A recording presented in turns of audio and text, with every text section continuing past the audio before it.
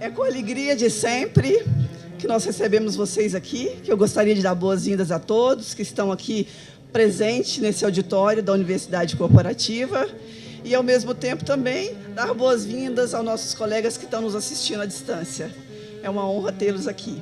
Quero aqui acusar a presença do presidente da ENAP, Escola Nacional de Administração Pública, de presidente Diogo Costa. Quero também agradecer a presença do nosso diretor, Eduardo Diogo, aqui do Sebrae Nacional. Nós também estamos aguardando a presença de alguns convidados que vão chegar, que já eu falo, do Conselho Federal. Bom, eu quero reforçar que essa é uma ação do Programa de Desenvolvimento de Lideranças do Sistema Sebrae, na qual regularmente a gente oferece conteúdos em formatos diversificados, e essa ação está integrada a este programa. Hoje nós vamos falar sobre um tema aí muito importante no nosso repertório, que é o líder regenerador, e nós vamos ter aí a presença do diretor para nos brindar com essa palestra. Bom, dito isso, eu quero apresentar a nossa programação dessa tarde. Na primeira parte do nosso encontro, nós vamos ter a assinatura de um convênio, que a gente aguardava por muito tempo, entre o Sebrae e a ENAP, que, de alguma maneira, alarga, amplia as nossas possibilidades e alcances de múltiplas, das duas partes, tanto da ENAP quanto do Sebrae, promove aí um intercâmbio de conhecimento, um intercâmbio de experiência entre as nossas equipes técnicas, e nós podemos aí contar com a rede da ENAP, com vários conteúdos também que nos interessam. Então, para essa primeira parte, eu vou convidar o presidente da ENAP, nosso diretor, para a assinatura do nosso convênio.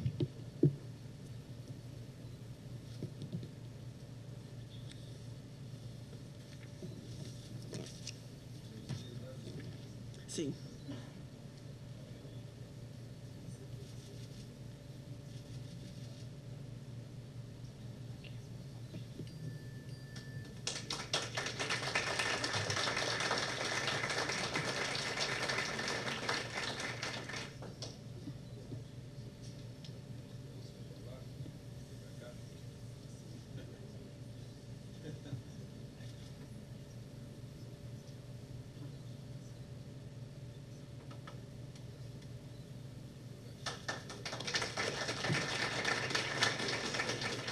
Obrigada, presidente Diogo e diretor Eduardo. Agora eu vou franquear a palavra para o presidente da ENAP para falar e depois, em seguida, eu passo para o nosso diretor.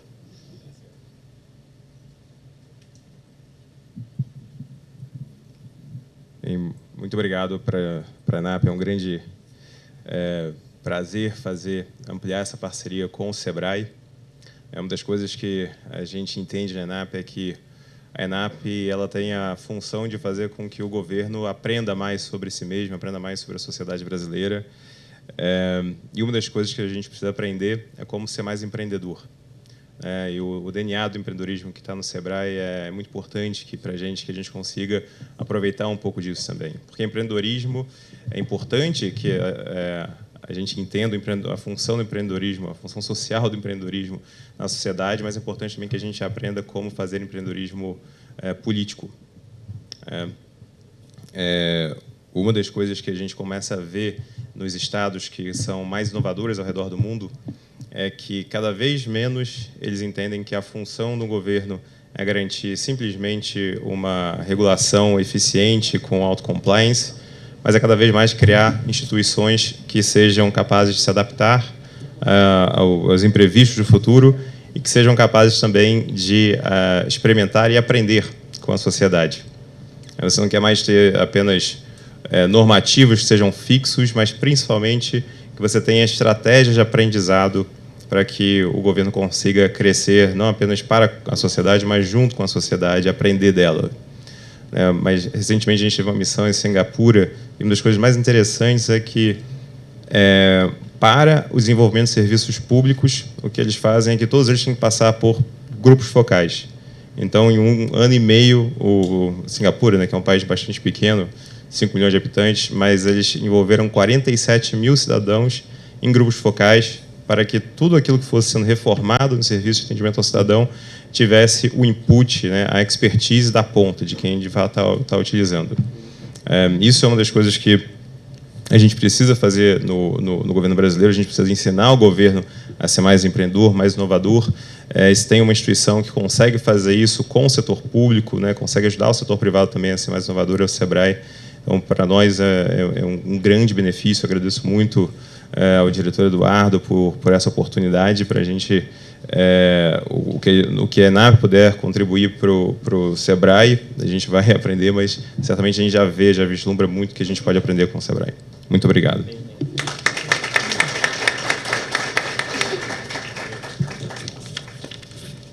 Bom, agradecemos ao diretor Diogo Costa pelas suas palavras e agora eu passo ao presidente, ao diretor Eduardo para as suas palavras. Muito boa tarde, pessoal. Essa primeira vez já foi forte, mas a segunda pode ser mais ainda. Boa tarde, pessoal. Boa tarde. Obrigado.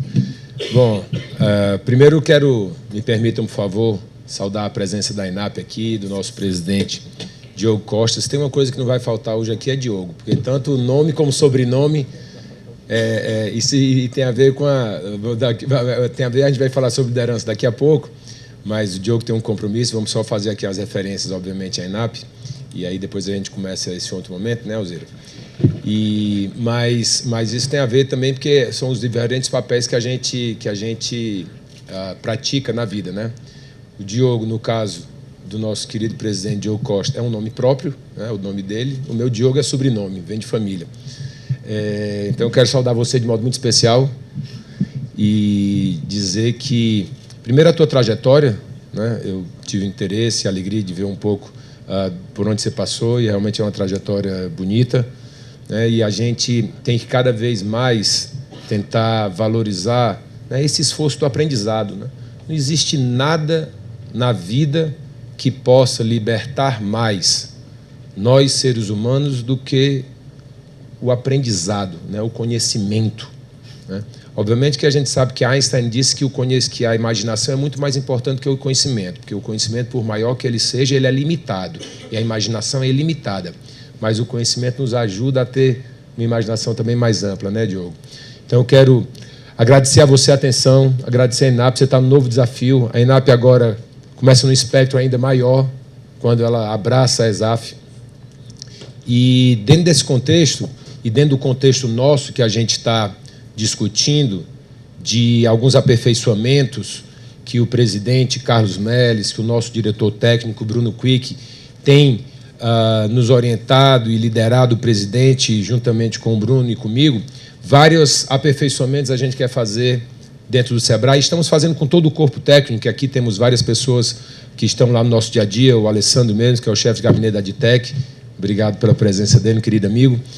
E dentro desse contexto todo, a Universidade SEBRAE, né, vai ter um papel diferenciado. Não porque o presidente Melles acredita que deva ser, não porque o diretor Bruno acredita que deva ser, o diretor Eduardo, ou a Alzira, ou qualquer pessoa, mas porque todo o sistema SEBRAE, todos os SEBRAEs dos estados, em discussão conjunta, identificaram que deve ser um novo momento da gente caminhar rumo a uma universidade aberta, uma universidade que a gente possa extrapolar o nome corporativo que hoje está posto para a gente, sem, obviamente, deixar de fazer essa função já precípua. Não é deixar, não é não é ou, né? Nós vamos fazer fazer isso também. E dentro desse contexto, obviamente, essa nossa interface com a ENAP, ela vem ao encontro disso, né? A gente se sente mais fortalecido, vai ser bom, vai ser uma experiência de 12 meses. Como o caminho vai se fazendo ao caminhar, ao longo desses 12 meses, a gente vai identificar novas parcerias e, obviamente, vamos aperfeiçoar. E eu tenho certeza, Diogo, que com a sua liderança e esses nossos 12 meses de experiência, a gente vai promover, no momento seguinte, uma parceria muito mais forte. Para ser sincero, eu acredito que aqui nasce uma aliança estratégica entre o SEBRAE e a ENAP. Eu fico muito grato pela sua atenção. Muito obrigado mesmo.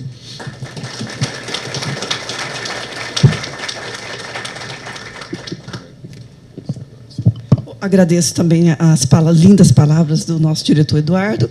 Agradeço a presença do presidente, Diogo, que a gente deixa à vontade, porque sabemos da agenda.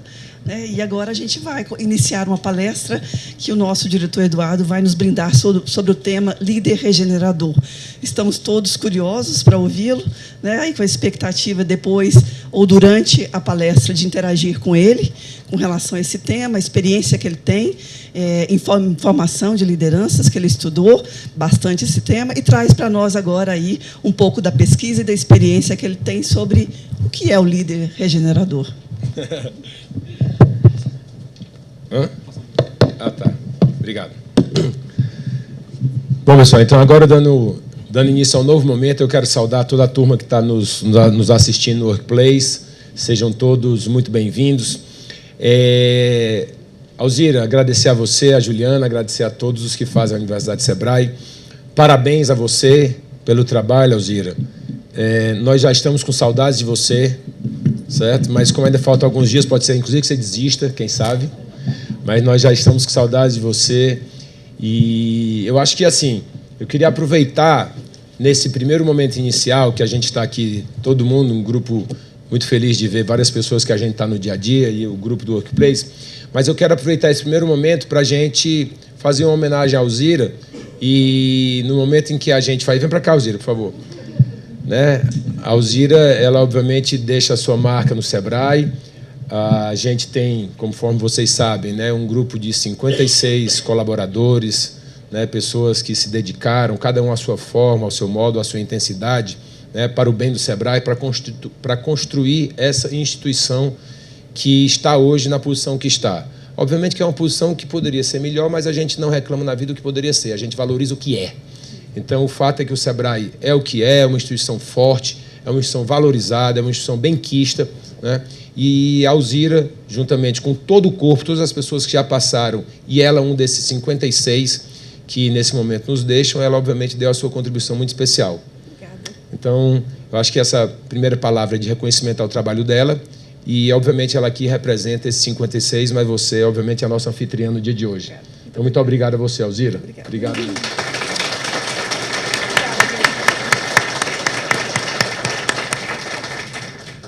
Bom, então, feito isso, dito isso, essa mais do que merecia, esse mais do que merecido reconhecimento à Alzira, vamos aqui bater um papo rápido, e é bater papo mesmo, pessoal, é só uma conversa, porque a gente quer também ter a oportunidade de debater com vocês, de escutar um pouco mais. Nós vamos passar aqui rapidamente, porque são vários slides que o Mehara colocou aqui. O Mehara e a Denise exageraram nos slides, e a Renata também. A Renata deu uma exagerada aqui na quantidade, então a gente vai ter que ser mais ávidos. Mas é o seguinte, aqui é uma análise, tá certo, do papel do seguidor na influência da liderança. Líder regenerador foi uma figura que eu tive que criar por ocasião do mestrado que eu fiz. Vocês sabem que eu fiz mestrado em liderança na Georgetown University, em Washington, e lá a figura nova que eu criei para a minha tese de mestrado foi a do líder regenerador. Só que, do mesmo jeito que aqui a gente tinha Diogo, sobrenome, Diogo, nome, você tem o líder e o seguidor que o tempo inteiro estão alternando essas posições. Meu caro Mauro, seja muito bem-vindo. Que é isso. Aqui a gente tem um hábito que a gente tenta manter, que é começar rigorosamente no horário. Então, 15 horas, nós começamos. Mas seja muito bem-vindo, Mauro. Muito grato pela sua presença. Obrigado. Certo? É uma honra. Alegria nossa. E então, essas figuras, elas o tempo todo trocam. A todo momento nós somos líderes e liderados, a todo instante. Isso acontece a todo instante com a gente nas nossas vidas. E a gente tem que olhar muito também o papel do seguidor no contexto. Então, aqui tem algumas coisas que a gente vai passear nessa rápida conversa.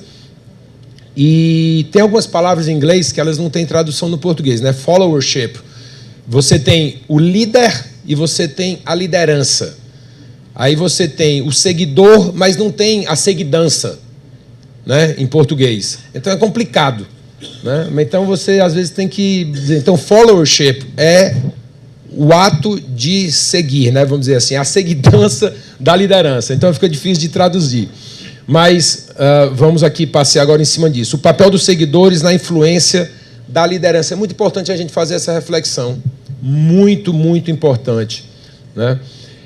Então, eu fiz uma pergunta que era um caminhar para a gente poder refletir um pouco sobre o assunto, né? Como os seguidores podem fomentar uma nova geração de líderes de princípios transformacionais. Líderes de princípios transformacionais são vamos dizer, em terminologias bastante conhecidas do meio de todos vocês, para caracterizar uma liderança bastante auspiciosa, alvissareira e inspiradora.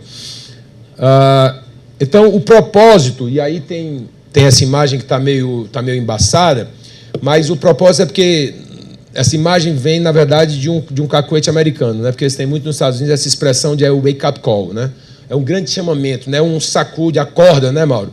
Então, ela vem nesse sentido. Então, o objetivo é a gente dar um grande olhar para o tema, né? Que seria um wake-up call.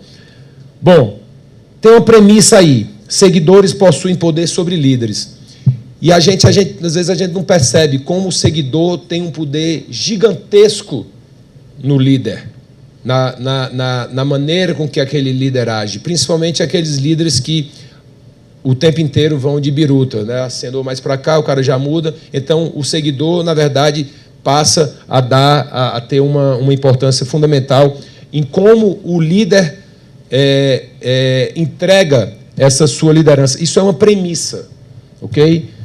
Dessa nossa avaliação. Então, a nossa ideia, o que balizou, né, foi um estudo de caso, não precisa, obviamente, detalhar para vocês, porque vocês conhecem, e então eu tentei fazer uma analogia com o que aconteceu na eleição norte-americana de 2016.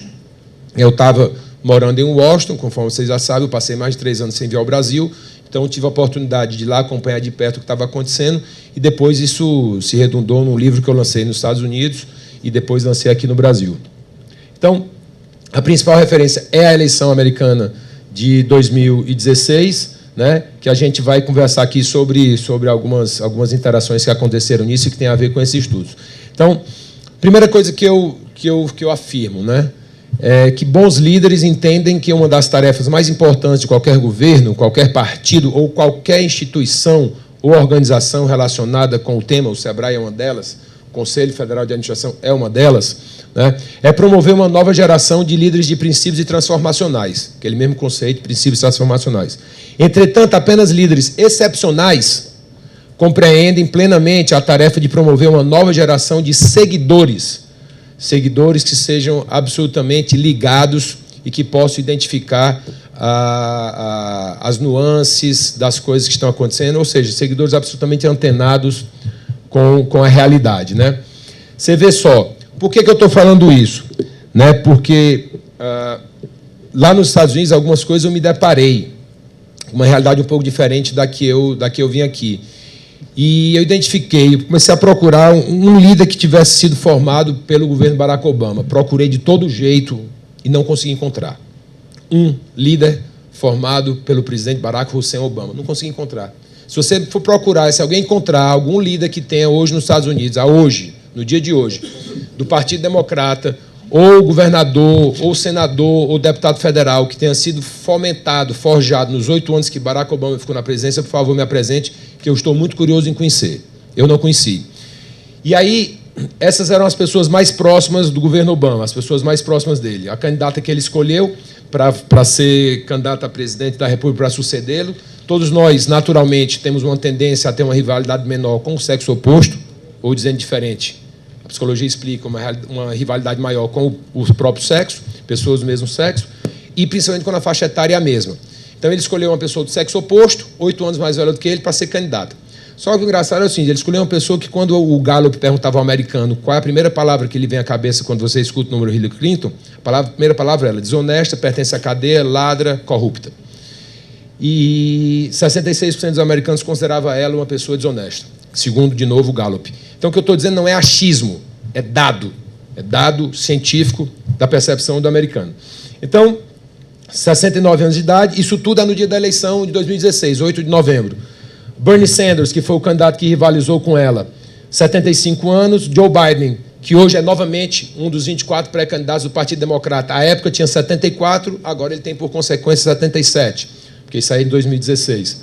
John Kerry, secretário de Estado, 73. O líder do governo Obama no Congresso, aliás, no Senado, tinha 77 anos, e a líder dele na Câmara tinha 76 anos de idade. Nada contra jovens há mais tempo, muito pelo contrário, certo?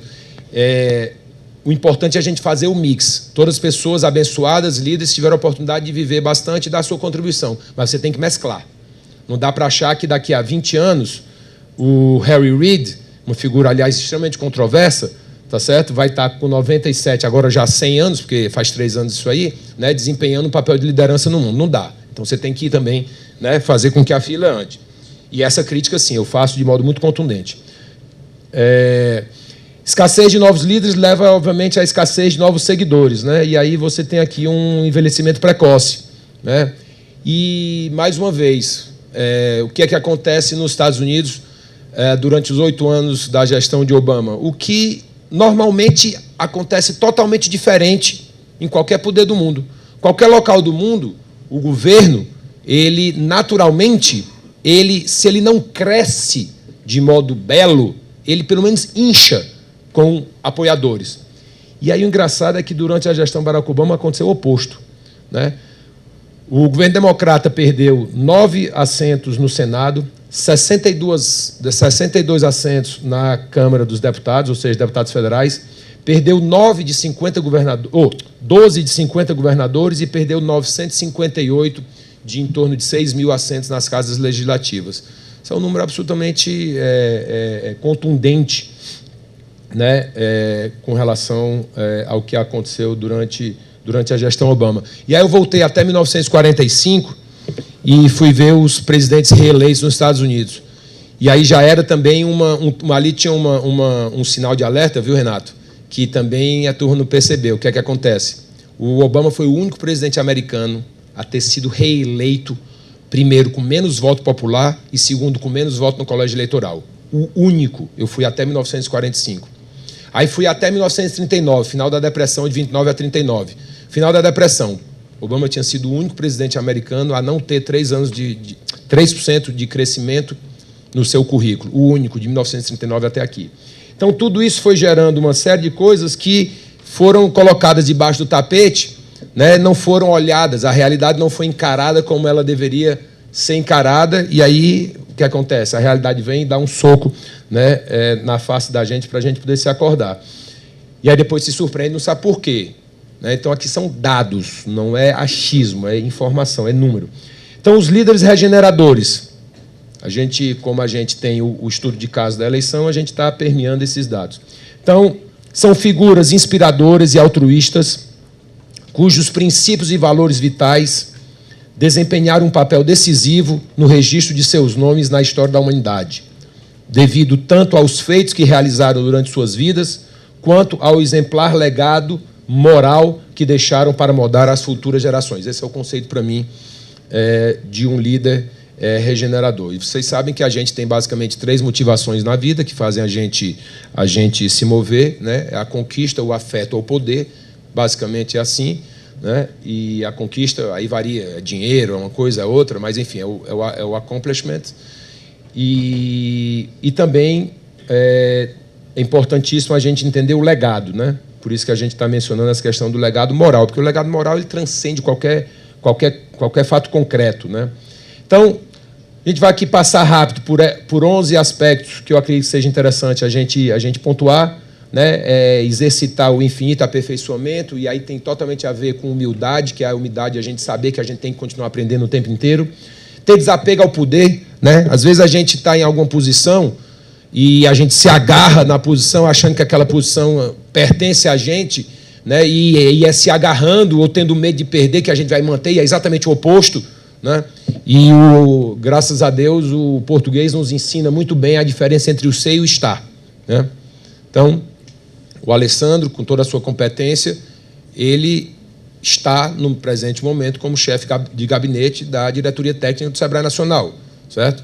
Mas ele não é o chefe de gabinete, né? O Eduardo atualmente está como diretor, ele não é o diretor, né? Então, esse desapego, qualquer que seja a posição que a gente tem, diferenciar o ser e o estar é fundamental. Dar crédito onde o crédito é devido, né? Às vezes a gente escuta alguma coisa e não quer demonstrar, isso aqui foi ideia da Renata, isso aqui foi ideia da Denise, foi ideia da Alzira, foi ideia da Juliana. É uma conquista, certo? Que é o Mauro que teve, ele que nos deu essa ideia. Então, não precisa ter esse medo, pelo contrário, quando a gente valoriza, tá certo? O outro valoriza quem deu a ideia, valoriza quem tem efetivamente o mérito para aquela determinada iniciativa, isso vem para a gente, né? A gente, tudo na vida, tudo que a gente dá, a gente recebe. Então, precisa ter muito essa percepção. Ops, só esse último aqui, né? Criar oportunidade de liderança para todos, né? Criar oportunidade de liderança para todos. Aquela ideia, quando alguém chega, diretor, fulano, por que não está sendo feito isso? Flaviano, Fábio, que é a nossa dupla sertaneja da parte de finanças. Então, por que não está havendo isso? Por que vocês não estão fazendo isso? Né? Nós não estamos fazendo por uma razão muito simples, porque nós não tivemos até o presente momento a inteligência de atenar que isso era importante. Mas agora nós vamos fazer e você é bem-vindo para nos ajudar, certo? Nesse aspecto. Pronto, acabou. Certo? Quem quer trabalhar de modo sincero, interessado, é bem-vindo e tem que ser bem-vindo, ok? Falar não apenas para os corações dos seus seguidores, mas também para os corações da coletividade e ser ouvido por todos. Isso aí é claro que nos Estados Unidos não acontece, é claro que no Brasil a gente vê isso, certo? Pessoas de uma determinada corrente só falam para aquele pessoal e aquela turma só escuta ele e vice-versa. Isso acontece demais. Isso acontece, é muito presente. Agir com base na verdade, não em fugazes conveniências, senão a gente vira um biroto de aeroporto, para todo lado que ela sopra a gente vai, corre para um lado, o que interessa é o que nesse momento é mais popular, não faz sentido. Decidir, definir seus princípios e valores não negociáveis com precisão, e embora sejam inflexíveis nesse tocante, são flexíveis para acomodar todo o restante. Não adianta você ser pueril e você estar cheio de princípios e valores e você não trazer nenhuma concretude para o que você pensa e a ação que você está liderando. Então, você tem que ter seus princípios e valores vitais. Vital está ligado a quê, Gil? Está ligado à vida. Ou seja, sem esses princípios e esses valores não existe vida, certo? Então, esses princípios e valores vitais definidos aqui, daqui eu não abro mão. Tem que matar alguém, eu estou fora. Tem que roubar, eu estou fora. Tem que fazer alguma outra coisa que seja, sei lá o quê, contra os nossos princípios, nós estamos fora. Resguardar isso aqui, todo o restante a gente tem que estar aberto. Tem que estar aberto para acomodar. Então tem que definir isso aqui com muita precisão para poder o quê? Estar aberto a acomodar o restante para trazer resultado concreto. Resultado concreto seja, e aí depende do papel que você está exercendo. Se é para melhorar a vida da população, se é para trazer uma condição melhor para o SEBRAE, para os colaboradores do SEBRAE de trabalho e por aí vai. Bom, valorizar seguidores que com consistência optam pela não obediência. Não é ser irreverente ou ser não obediente pelo fato de ser para dizer eu não me importo com isso, eu quero ser contestador, qualquer coisa desse tipo. É, de modo consistente, valorizar a pessoa que traz informações e que pensa diferente para lhe oferecer uma outra perspectiva. E isso é muito bom, certo? Então, isso a gente tem cada vez mais deixar arejado para todo mundo dar sugestões de coisas diferentes. Eles acreditam que o pluralismo é garantidor da complementaridade e que é um fator indispensável para resultados, ou seja, equipes complementares. Né? Se eu e a Alzira nós estivermos pensando 100% do tempo da mesma maneira, ou eu sou desnecessário ou ela é desnecessária na organização. Né? Agora, se você pega a Suela e o Marreco, que hoje tocam a área de TI, certo? E os dois pensam 100% do tempo a mesma coisa, pensam 100% do tempo da mesma forma, é a mesma coisa. Agora, se eles têm visões diferentes, um respeita a visão do outro, o outro respeita a visão do um, e eles entendem que isso tudo está aqui no âmbito corporativo, onde milindre não existe. Milindre não existe no mundo corporativo. E, aliás, não deveria existir em canto nenhum. Mas, enfim, no milindre não existe no mundo corporativo. Então, a gente deve valorizar quem pensa de modo complementar a gente para oferecer novas perspectivas. Eles defendem dois princípios fundamentais, que é um informal e um ilegal, que é, obviamente, o Estado de Direito. Né? A gente tem que valorizar tudo que é legal, tem que ser feito, senão não há ordem, se não houver ordem, o que impera é o caos. Né? Então, se nós estamos, e aqui nós no SEBRAE, é um misto, né, de administração pública, a administração privada, ele é privado, mas tem um ar, né, de qualquer coisa de público, há quem pense diferente, não tem problema, a gente vai ajustando, né? Mas você tem que cumprir o que a lei diz que ela é para cumprir. Né? E dentre os princípios, por exemplo, da administração pública, legalidade, impessoalidade, moralidade, publicidade e eficiência. São os 5 princípios básicos da administração pública. E o segundo, que se encaixa na administração privada também. E o outro que eu acho bem interessante a gente fazer, e aqui tem uma brincadeira, e eu vou pedir quem é que pode me ajudar a ler essa frase que está aqui. Quem é que se voluntaria? Vamos lá, Alzira, lê a frase que está aqui, por favor. Esse entre aspas. Alguém sabe o que é que de quem é esse entre aspas? Quem é que está pensando? É o cachorro, né? Lê aí, por favor, Alzira. Lê e já traduz. I've never understood. Eu nunca entendi, ou não tinha entendido. Why my human won't live? Porque minha... cadê? Meu mano, né? The house... house without her leash. House, casa sem a sua coleira. I think she's afraid of getting lost. Eu acho que ele está com medo de se perder. But it's okay, mas it's okay, né? It's okay, todo mundo entendeu. I kind of like showing her around. I kind of like showing her around. Juliana, what do you think about? Eu meio que gosto de mostrar a vizinhança para ela. Eu meio que gosto de mostrar a vizinhança para ela. Que linda, e a carinha dele é linda, né?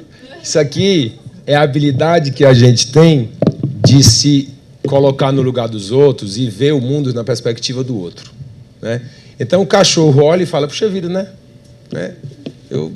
Essa questão, eu, na verdade, nunca entendi por que o meu humano, né, ele nunca gosta de sair de casa sem a coleira dele, né?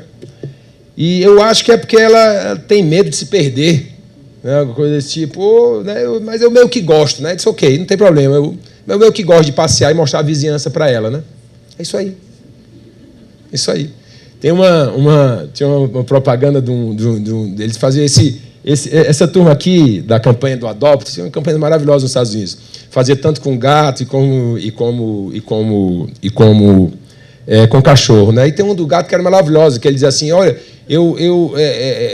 os humanos têm uns brinquedos muito legais, né? Esse aqui ele fica o tempo todo e pega o telefone, fala com outra pessoa, e é tão legal que um dia ele pediu pizza, e sabe o que foi que aconteceu? Em 15 minutos chegou uma pizza no apartamento. Então, quer dizer, é uma brincadeira muito legal, uma maneira de dizer, né? É fazer essa reflexão, mas é fundamental para a gente. Porque se a gente não tiver a nossa habilidade da gente tentar se conectar com as pessoas, se colocar no lugar das pessoas, para ver como é que as pessoas estão vendo o mundo, as nossas ações e a perspectiva na realidade deles, é muito difícil a gente conseguir, né, trazer, vamos dizer assim, uma melhoria do ponto de vista geral, né, para todos nós, um engrandecimento do nível, né, de consciência coletivo.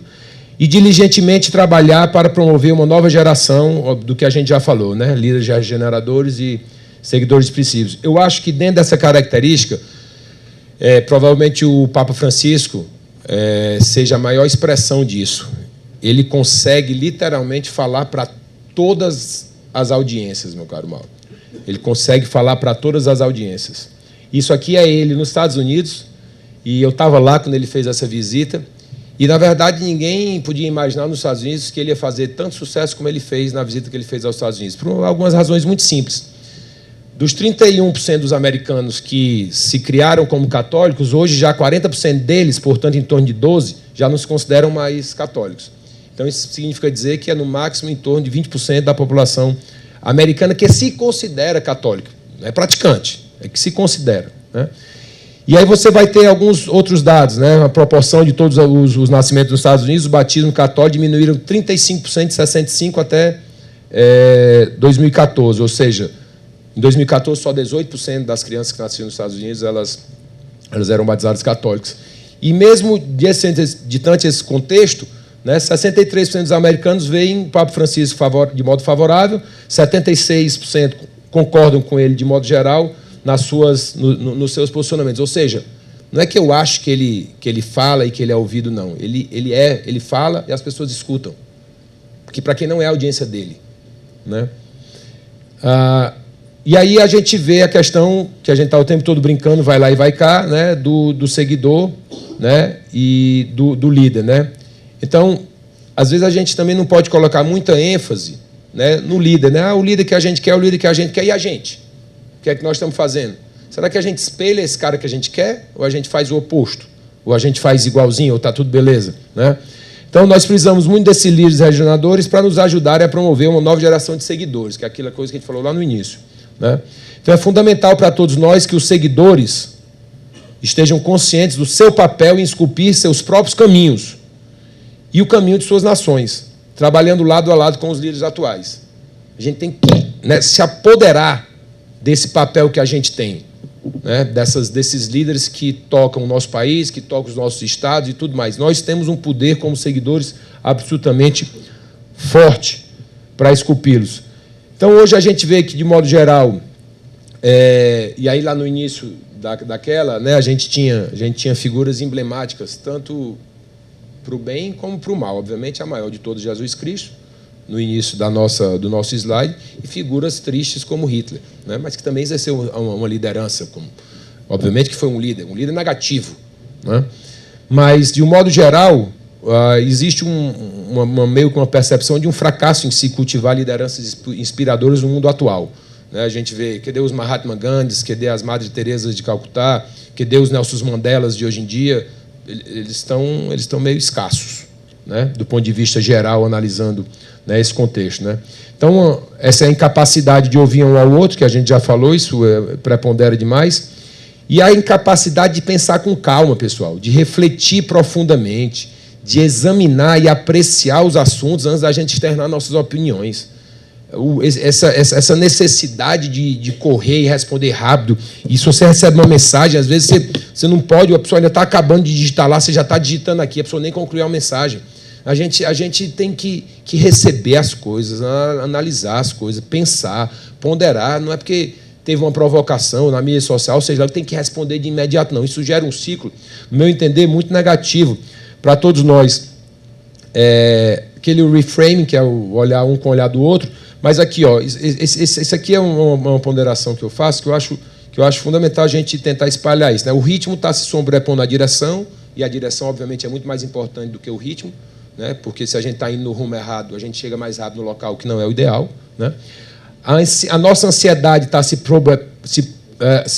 sobrepondo à nossa serenidade, os pensamentos vazios, baseados em vagas primeiras percepções, prevalecem. Essas opiniões inconsistentes podem se tornar virais em segundos através do nosso ambiente contemporâneo. O ímpeto de nós nos exibirmos, né, combinado com uma tendência acelerada em julgamentos, né, infelizes, são compartilhados, e eu acho que está sendo contraproducente para a coexistência nossa como irmãos, né? E aí, Martin Luther King, ele tem uma frase que eu acho muito bonita, muito simples, mas muito forte, que diz assim: nós temos duas opções na vida. Ou vivermos juntos como irmãos, ou morrermos juntos como tolos. E é simples assim mesmo, né? É desse modo. E então eu acho que a gente não deve encarar as coisas tudo como sendo uma coisa automática, sabe? É assim, e assim mesmo. Não, tudo depende da gente. Porque quando se fala, a sociedade é egoísta, a sociedade ela é isso, é aquilo outro. Ué, quando a gente fala da sociedade, a gente está falando da gente. Porque o que é a sociedade? A sociedade nada mais é do que o somatório das consciências individuais. É lógico, é óbvio.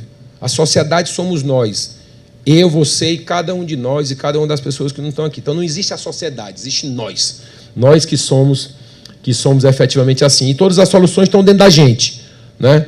E aí, isso é uma afirmação bastante que a gente tem que refletir, né? À medida que nós passamos a acreditar que a polarização tomou conta dos partidos políticos, de uma maneira geral, né, do eleitorado, nós temos a tendência de adotar predileções políticas drásticas e verbalizar observações ainda mais duras. Então, se alguém é duro comigo, eu tenho a tendência a ser mais duro com a pessoa, e aí vai.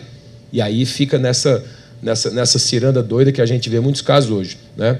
Então, comparando ali os dois candidatos com o Papa Francisco, tem aquela diferença, né, que é falar e ser ouvido, né? Então, diferentemente dos dois, o Papa Francisco conseguiu isso, o que nos Estados Unidos absolutamente não acontece. Quando tem um candidato democrata, ele fala exclusivamente para o público democrata. O candidato republicano fala exclusivamente para o público republicano.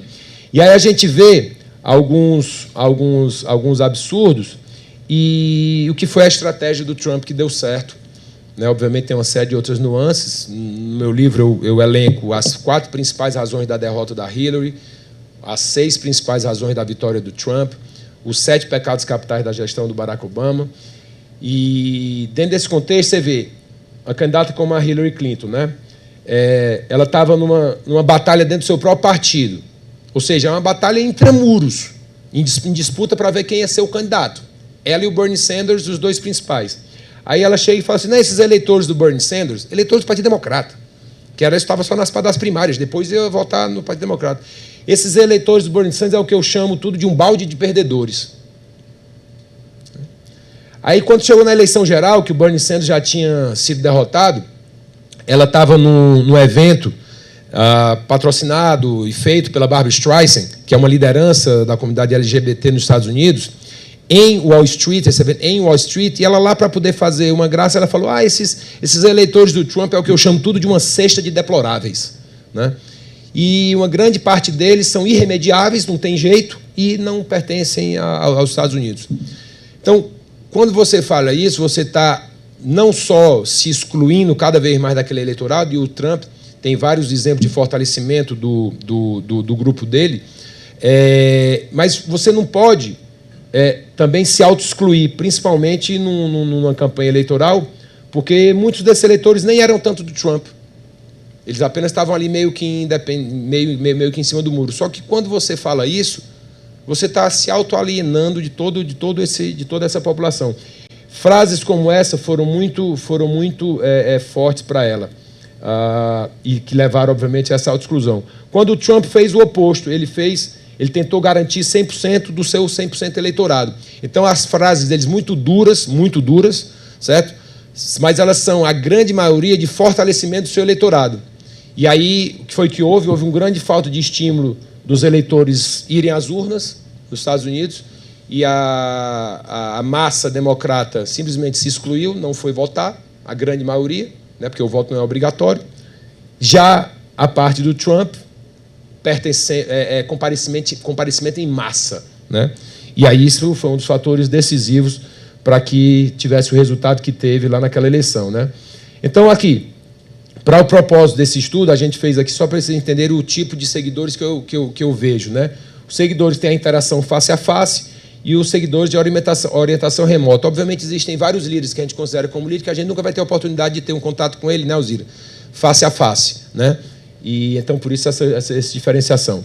Algumas características fundamentais: autoconfiança, desenvoltura no sentido de adaptabilidade, introspecção, né? A gente olhar para dentro e se autoconhecer, determinação, já falei também de struggle em algumas vezes, companheirismo, resiliência, consciência, né?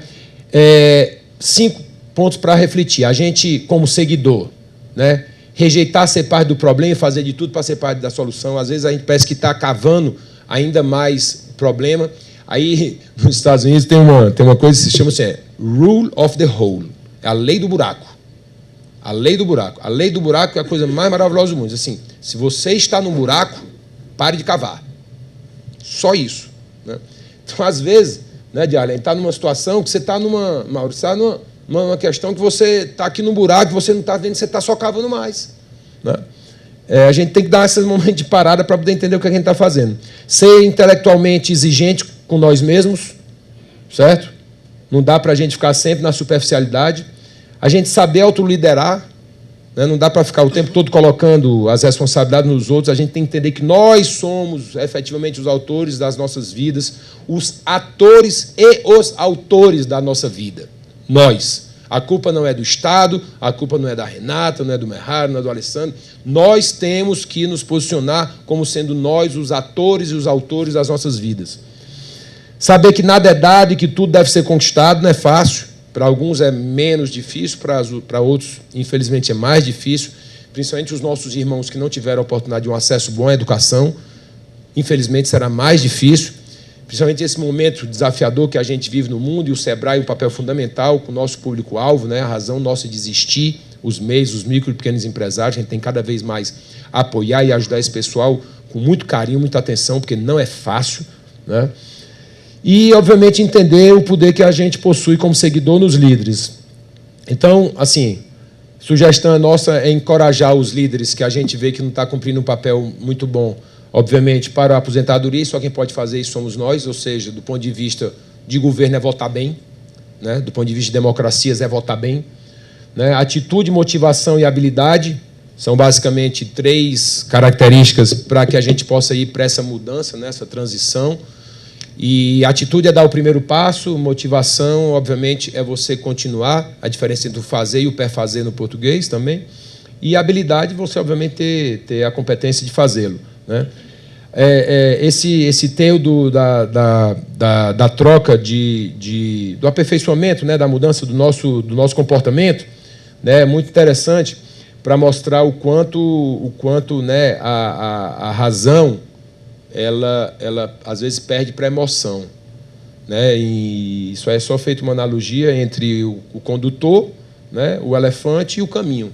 O condutor está aqui, o condutor, que é o rider, ele é a nossa razão, né? Na maioria das vezes, infelizmente, perde para o elefante, que é a nossa emoção. Então, o cara está aqui em cima tentando guiar o elefante está vindo, está destruindo por tudo, está tocando tudo, e é ele que está definindo o caminho. Então, é uma reflexão para a gente não deixar que o elefante efetivamente domine, né, as nossas razões, né? E todo aperfeiçoamento a gente tem que entender as recompensas que a gente vai ter antes da gente promover. Isso é um desafio que a gente tem dentro do próprio Sebrae, né? A gente poder ter habilidade, o presidente Meles, o Bruno, eu, né, o Guto como nosso chefe de gabinete do presidente Meles, o Alessandro, a Renata, a gente que está ali na diretoria, a gente ter a habilidade, a felicidade e a bênção de poder mostrar para todos, né, que as mudanças que a gente está tentando implementar e as que tentaremos ainda mais também à frente implementar, elas serão boas para a organização, né, e serão boas para as pessoas. Isso é um desafio muito grande que todos nós temos, né? Lá nos Estados Unidos, third party candidates são os candidatos que não pertencem nem ao Partido Democrata nem ao Partido Republicano. A gente podia falar muito mais sobre isso aqui, mas a gente está com o tempo corrido, né? Mas só para vocês entenderem, quando eu fiz um corte no livro, existiam mais de 200 partidos nos Estados Unidos. Às vezes as pessoas pensam, só tem 2 partidos nos Estados Unidos. De jeito nenhum. Até porque a base de formação partidária nos Estados Unidos não é como a brasileira. No Brasil, a base de formação partidária é nacional. Lá nos Estados Unidos é estadual. Então, quando você escutar Partido Democrata, na verdade, são 51 diferentes partidos democratas. Isso sem considerar os 5 territórios. Os Estados Unidos têm 50 estados, Distrito Federal e 5 territórios. Mas não há eleição geral nos 5 territórios, há apenas primárias. Então, por conta disso, sempre se considera 51 partidos, 50 estados mais Washington, D.C. Partido Republicano, são 51. Então, essa, na verdade, é a razão fundamental, porque desde Abraham Lincoln, que foi eleito em 1860, todos os presidentes americanos ou são democratas ou são republicanos, por uma simples razão. Eles são os únicos partidos que estão presentes em todos os estados e têm condição de somar a maioria de votos no Congresso Eleitoral. Você tem 538 votos no Congresso Eleitoral, por consequência, eles são os únicos partidos que podem obter a maioria no colégio eleitoral. Bom, os Estados Unidos têm essa figura dos fundadores, né, e eu brincava lá que esse novo momento dessa figura, quando eu apresentei essa tese de mestrado, né, tinham que ser criados agora, né, os pais e mães refundadores dos Estados do Povo Unido da América. Isso tem muito a ver também com a gente no Brasil, cada vez mais a gente levar esse funcionamento. Lá é mais ou menos assim, ó, quando um partido está no poder, o outro faz tudo contra. Então, alguém sabe o porquê que tem o elefante e o burro? Alguém sabe? Hã? É o quê? Pode falar, fala alto. Qual é o símbolo democrata? Tem 50% de chance. Pegou a errada. Então, o símbolo do Partido Democrata é o Dunk, né, que é o burrinho que está em cima, e o elefante é o símbolo do Partido Republicano, né? Então, isso aí é uma caricatura muito, muito boa do que acontece nos Estados Unidos, é exatamente isso mesmo. Então, o que eu chamo o sistema do bipartidarismo norte-americano é totalmente disfuncional, né, porque, na verdade, é um partidarismo de cada vez. Né? Quando os democratas estão no poder, só tem o apoio do democrata, os outros é o oposto, e aí vice-versa. Só para vocês terem uma ideia da beligerância, e aí tem a ver sempre seguidor-líder, seguidor-líder, seguidor-líder. Por que o Trump fala o que fala? Tem eco no seu eleitorado? Se não tivesse, ele falaria? Por que o Obama fala o que fala? Por que a Hillary fala o que fala? Seguidor liderado o tempo inteiro. 7% dos americanos disseram que perderam ou terminaram uma amizade por causa das eleições presidenciais de 2016. Romperam, amigos e amigas, 7%. Perdeu a amizade. Não quer saber disso, não. Você pensa diferente, vai. 30%. 30%. Alguém também teve aí algum amigo? 16 ou 18? 7%, mas 7% da população é muita gente. 30% disseram que relataram que a linguagem dura usada na campanha é ok, é justificada, faz parte mesmo, não tem problema não.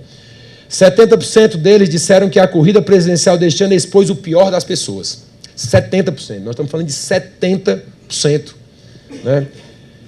Bom, aí os americanos se depararam com uma situação que eles perguntavam, né?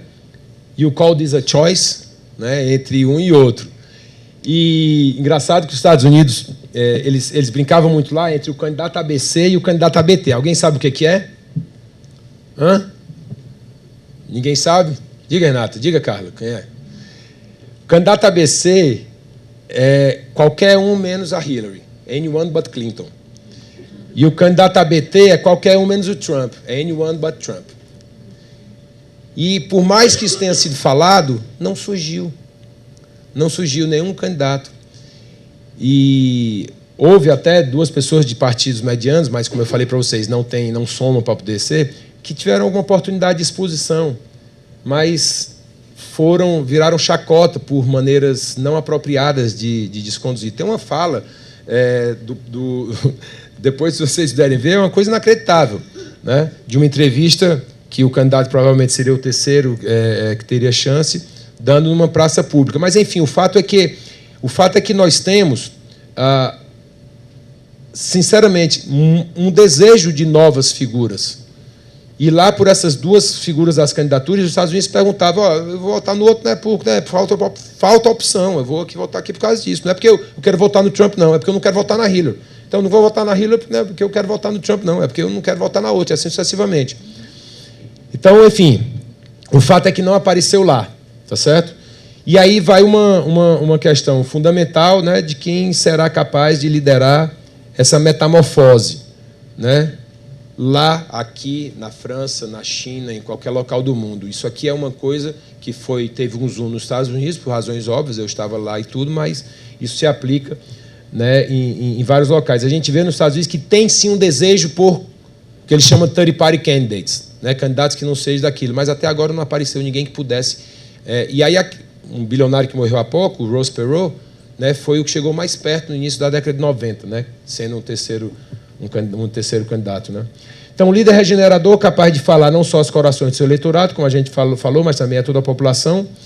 E aí, eu gosto de falar isso aqui também para dizer o seguinte.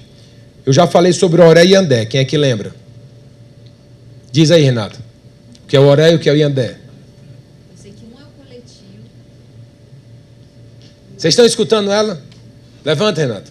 Não, não faz com isso. Bom, A Denise está me dando a cola, deixa ela falar. diz, Denise. Bora. O Oré é o nós em grupo e o Andé é o nós coletivo. Então, por exemplo, nós aqui estamos em grupo, nós somos o Oré. O Sebrae como um todo seria um Iandé coletivo. Mais ou menos. Muito bem, Denise. Então, o Tupi-Guarani tinha dois pronomes pessoais. Tem, né? Não se fala muito, mas enfim. Dois pronomes pessoais para a primeira pessoa do plural.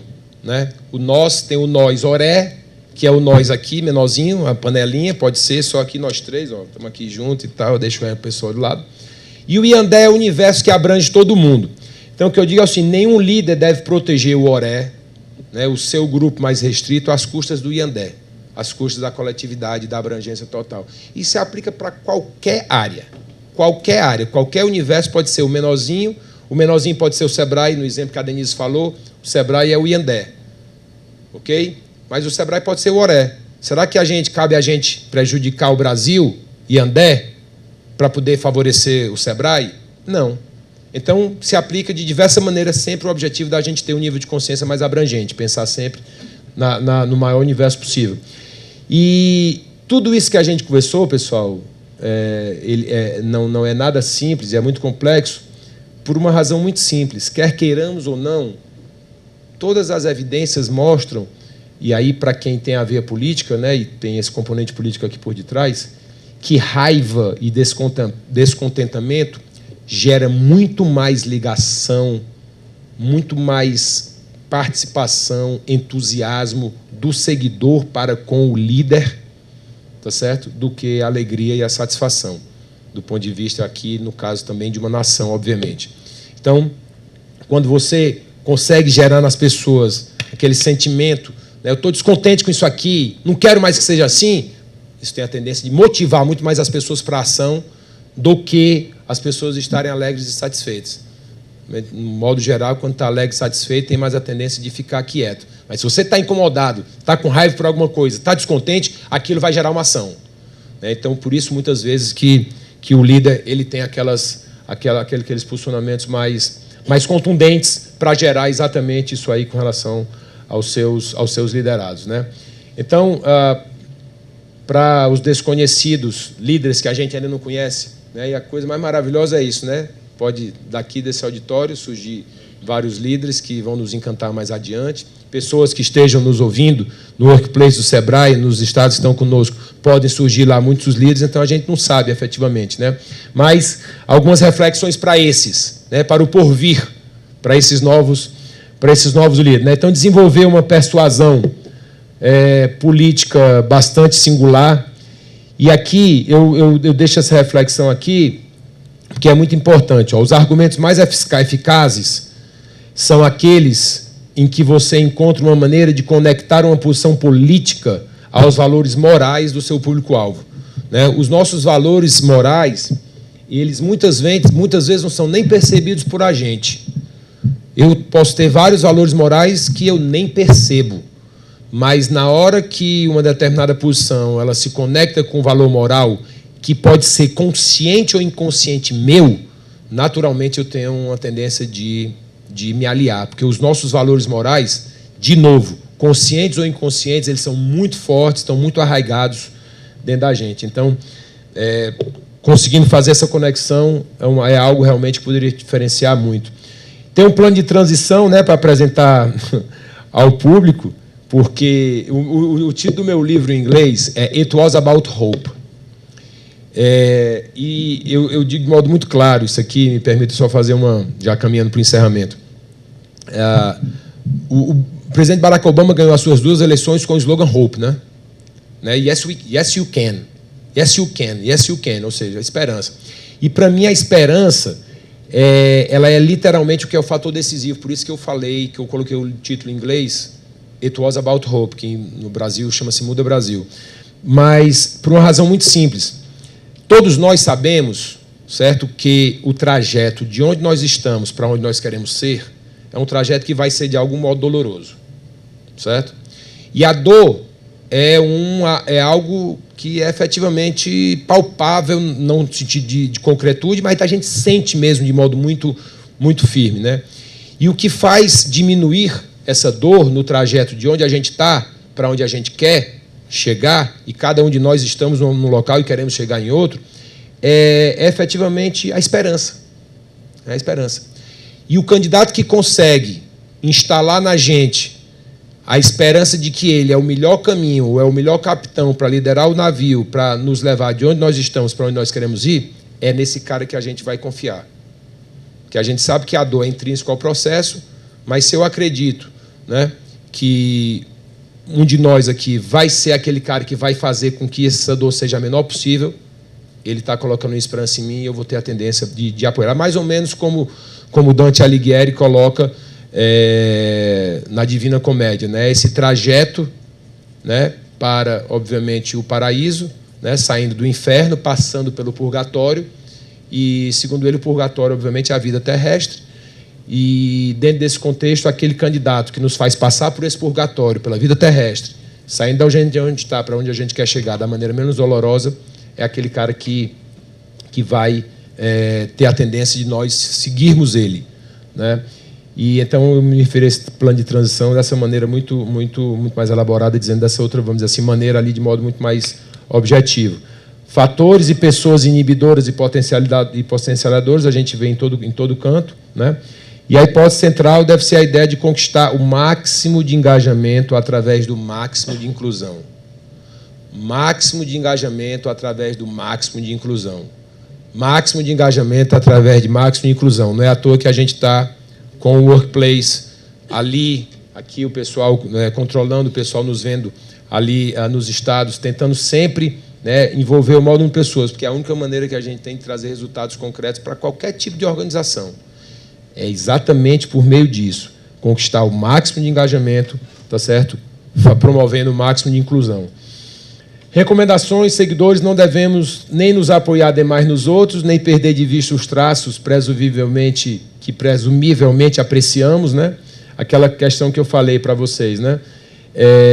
Quem é o nosso modelo ideal? Quem é a pessoa que mais nos inspira? Será que nós estamos agindo de acordo com eles? Por isso que eu coloco isso aqui.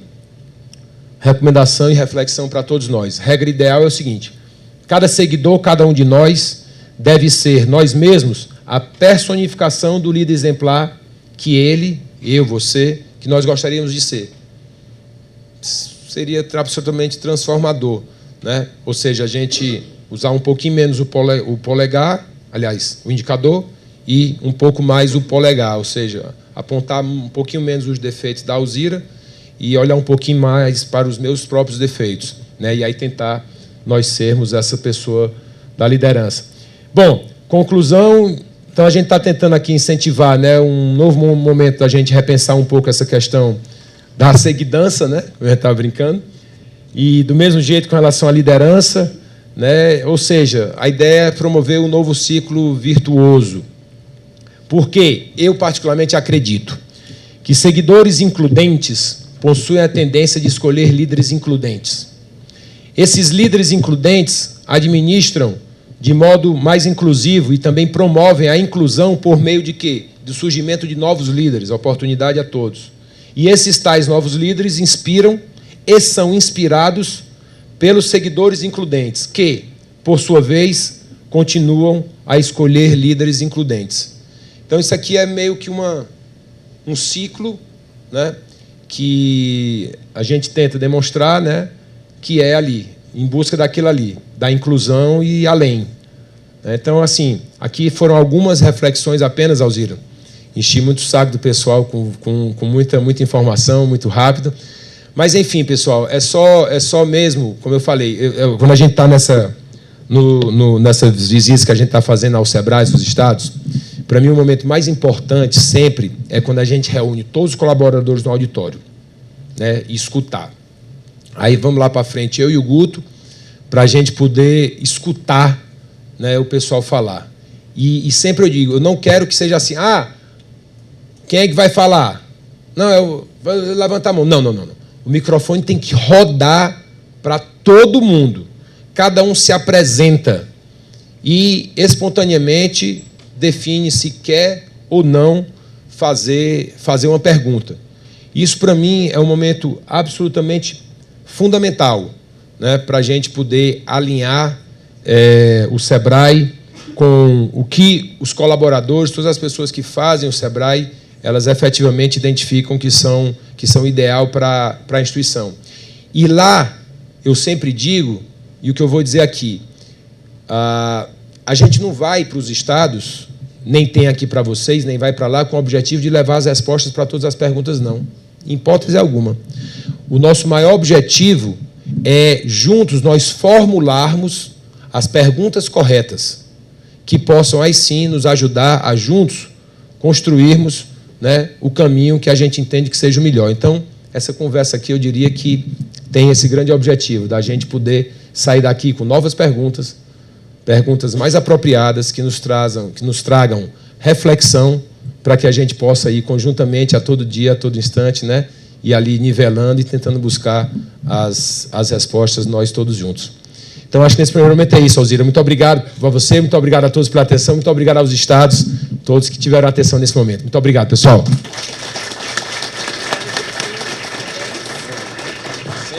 Bom, tem uma pergunta perguntinha aqui, vou dar preferência a uma pergunta dos estados, logo em seguida eu passo para vocês, né? Eu me fiz também aqui várias perguntas a respeito, depois, se tiver tempo, também posso citá-las. É do nosso colega Fábio, do Sebrae Acre. Ele fez primeiro uma reflexão: para sermos melhores seguidores, devemos buscar também o autodesenvolvimento. Total. Como o líder deve estimular cada vez mais as pessoas a buscarem seu autodesenvolvimento?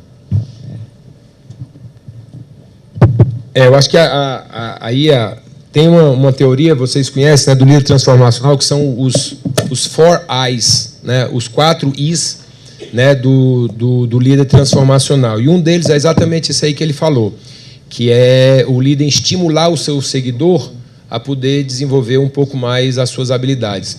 E eu inverto a lógica aqui, né? Por isso que eu digo que o seguidor, eu falei aqui, não sei se alguém lembra, que tem que ser muito intelectualmente austero consigo mesmo, né? Porque eu sempre tenho a tendência de optar por a gente terceirizar menos as nossas ações e assumirmos mais as nossas responsabilidades. Então, eu sempre vou nessa linha.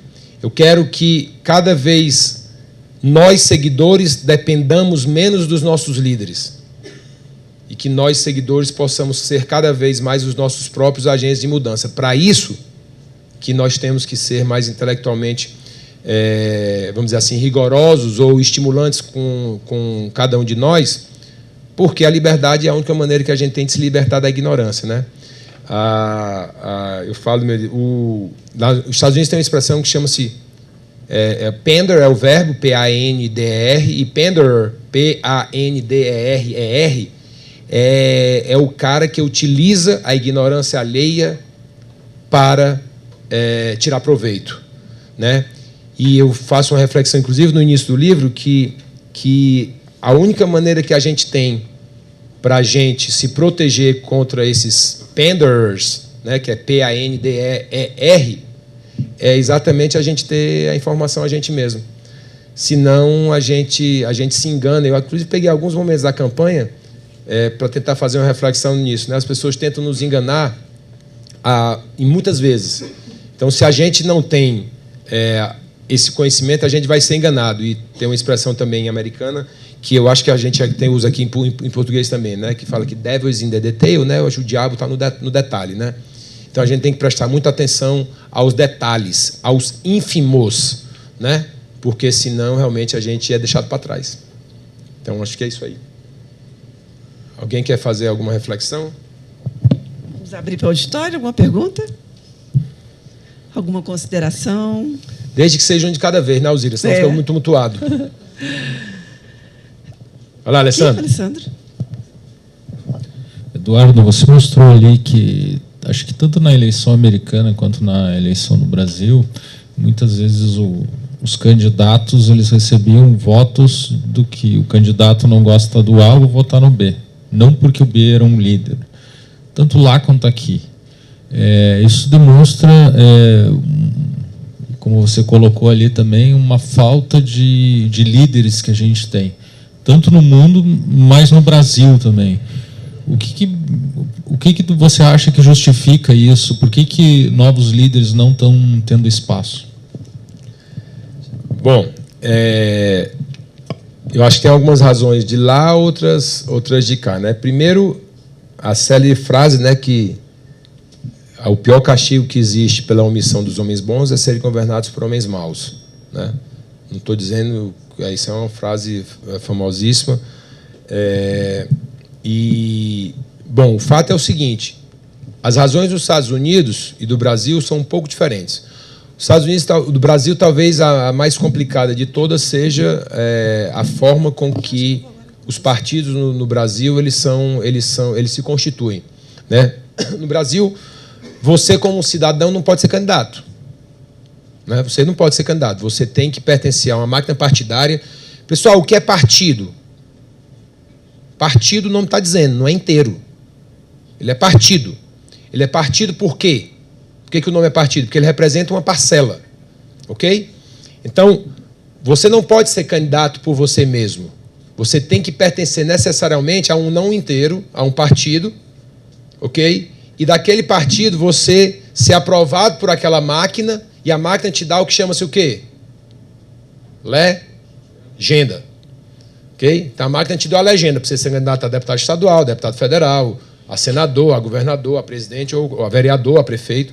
Bom, essas máquinas partidárias, elas nem sempre funcionam, vamos dizer assim, do modo que a gente quer levar dentro do Sebrae, com aquele nosso M do amar. Nem sempre é meritório, ok? Então isso faz o quê? Com que seja o quê? Afunilado qualquer novas lideranças que não estejam ali indo ao encontro do que pensa a cúpula daquele respectivo não inteiro, daquele respectivo partido. Isso aí é absolutamente simples. Nos Estados Unidos, isso eu vi na eleição presidencial de 2016 acontecendo de um modo diferente e semelhante. Né? Você tinha 16 candidatos republicanos. O Trump, quando ele lançou a candidatura, quando ele lançou a candidatura, ele teve 511 dias de campanha, o Trump. Quando ele lançou a candidatura dele, até o dia da eleição, foram 511 dias de campanha. É inacreditável como a campanha nos Estados Unidos é longa. Né? E ninguém acreditava quando ele começou. Né? Eram 16 candidatos. Ele conseguiu derrotar todos. Já no Partido Democrata, certo? Eles têm uma coisa que o Partido Republicano não tem, que eles chamam superdelegados. Então, no Partido Democrata, é muito mais difícil isso de acontecer, porque o presidente da República, o líder do partido, domina a máquina com os votos dos superdelegados. Então, quando você vai para a primária, para as primárias, que é o que vai começar em fevereiro, no caso agora dessa próxima eleição, e começou em fevereiro, sempre Iowa é a primeira, né? Os votos do Partido Democrata ficam diluídos porque os superdelegados não são escolhidos pela base, é escolhido pelo presidente da República, e são os líderes dos partidos nos estados, os membros do Congresso, das casas legislativas estaduais e tudo mais. E essa turma, lá no caso de 2016, era toda apoiando a Hillary. Então o Bernie Sanders, que tinha a base, era o candidato mais legítimo, foi absolutamente sufocado, teve a sua candidatura sufocada por toda a cúpula partidária. Então, nesse aspecto semelhante ao que acontece lá, acontece no Brasil, só que a diferença lá é que você não precisa de um partido para ser candidato. Você pode ser candidato do que se chama-se independente. Né? E os Estados Unidos teve apenas um presidente independente. Por coincidência, o seu primeiro presidente, George Washington. Então, George Washington foi o único presidente independente. Independente lá significa o quê? Não confundam, né, com o partido independente. Né? Lá o candidato independente é aquele que não pertence a nenhum partido político. Ele foi o único presidente americano. Então você pode ser um candidato independente. Aí você, obviamente, vai ter um trabalho muito maior, obviamente, essa coisa toda. Mas lá você pelo menos tem essa opção. Para presidente é mais difícil, mas para ser um deputado federal, que no caso lá é distrital, os Estados Unidos inteiro é dividido em 435 distritos. Né? Lá não existe deputado federal que represente a população de um estado. Lá não existe isso. Cada deputado federal representa um distrito. E os Estados Unidos é dividido, como eu falei, em 435. Então, aí é muito mais fácil você ser um deputado federal independente ou ser um senador independente. Tá certo? Então, essa basicamente assim, é a diferença do modelo deles para o nosso. Okay?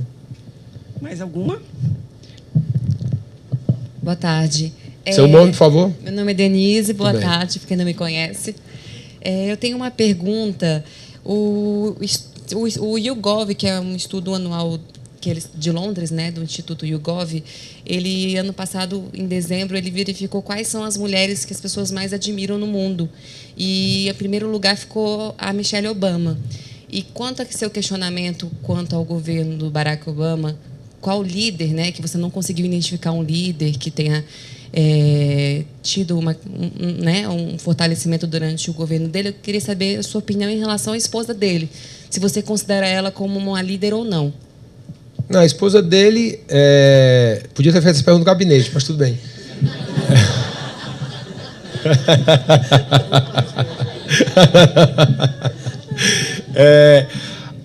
Engraçado é o seguinte, a Michelle Obama é uma pessoa realmente muito benquista.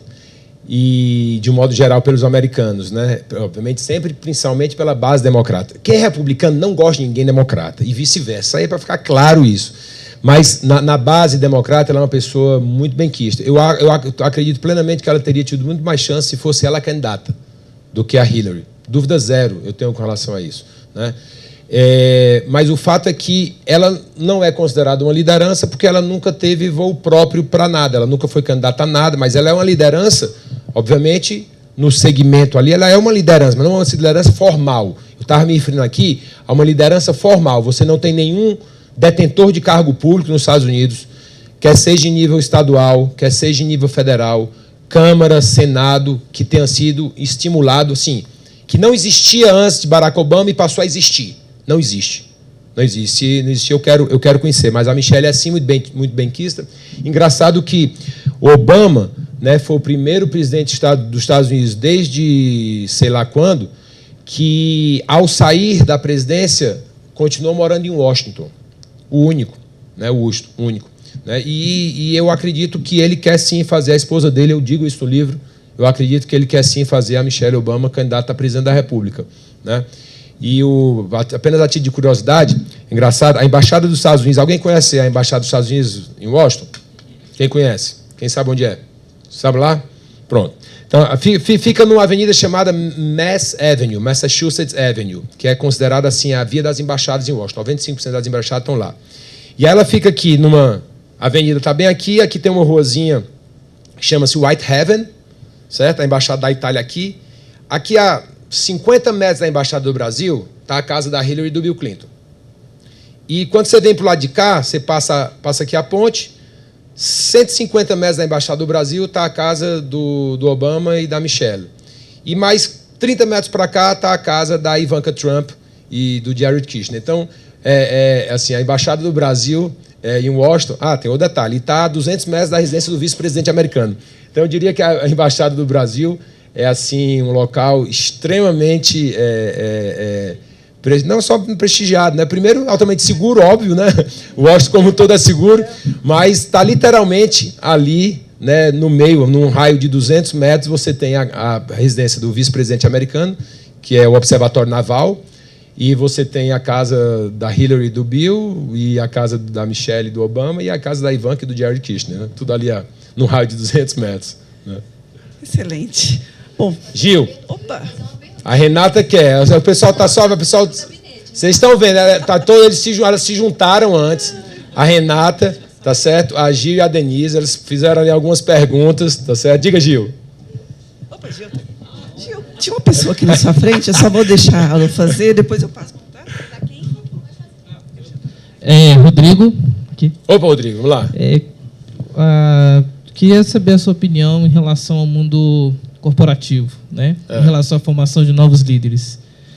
Porque eu vejo que o problema acontece também aí, né? E a gente não tem um substituto ou uma nova liderança, por exemplo, do Steve Jobs, nem do Bill Gates, esses grandes nomes de grandes empresas que fizeram grande diferença na vida das pessoas, também não houve um sucessor, né? Acredito, acho que a Apple, inclusive, hoje sofre uma crise de criatividade, né? Em relação aos seus produtos.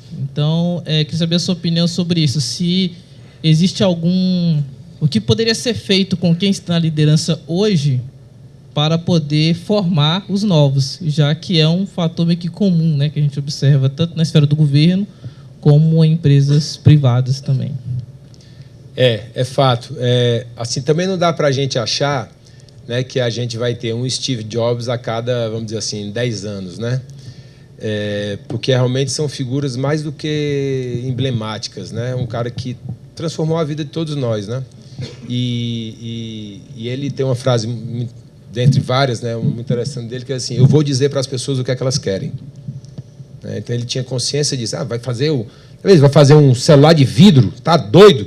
Não, eu vou dizer para as pessoas o que é que elas querem. E aí ele fez tudo isso, né, que ele fez muito mais. Você sabe que a Apple, ela é 85%, 90% um produto. É o que se chama One Product Company. O que interessa para a Apple é o iPhone. Todo o restante, tá certo? somado dá 10%. O que interessa para a Apple chama-se iPhone. E é uma empresa que tem mais dinheiro em caixa do que o Brasil, né, em espécie. Né? Então, a primeira empresa a romper $1 trilhão de valor de mercado. Então, ninguém vai ter um Steve Jobs a cada, vamos dizer assim, né, década, ou 5 anos, ou algo desse tipo. Né? Agora, Tim Cook, que é o sucessor dele, escolhido por ele, é um puta de um cara. Né? E no mundo corporativo mundial, a gente tem o cara do Alibaba, tá certo? Qual é o nome dele? Jack Ma. Né? Cara fenomenal, né? Você tem um cara como o Jeff Bezos, né? O Jeff Bezos, eu tive a alegria de participar de uma palestra com ele. Tive com ele como a gente está aqui, eu de Arley, né? No evento lá em Los Angeles, tá? E é um cara que chega e diz assim, ó, vocês conhecem o Elon Musk, obviamente, e você está no mundo corporativo, a gente está falando de uma coisa. Quem conhece o Elon Musk, né? Qual é a empresa dele? Dentre SpaceX e tudo mais. Você já ouviu falar de uma empresa que compete com a SpaceX chamada Blue Origin? Quem conhece a Blue Origin?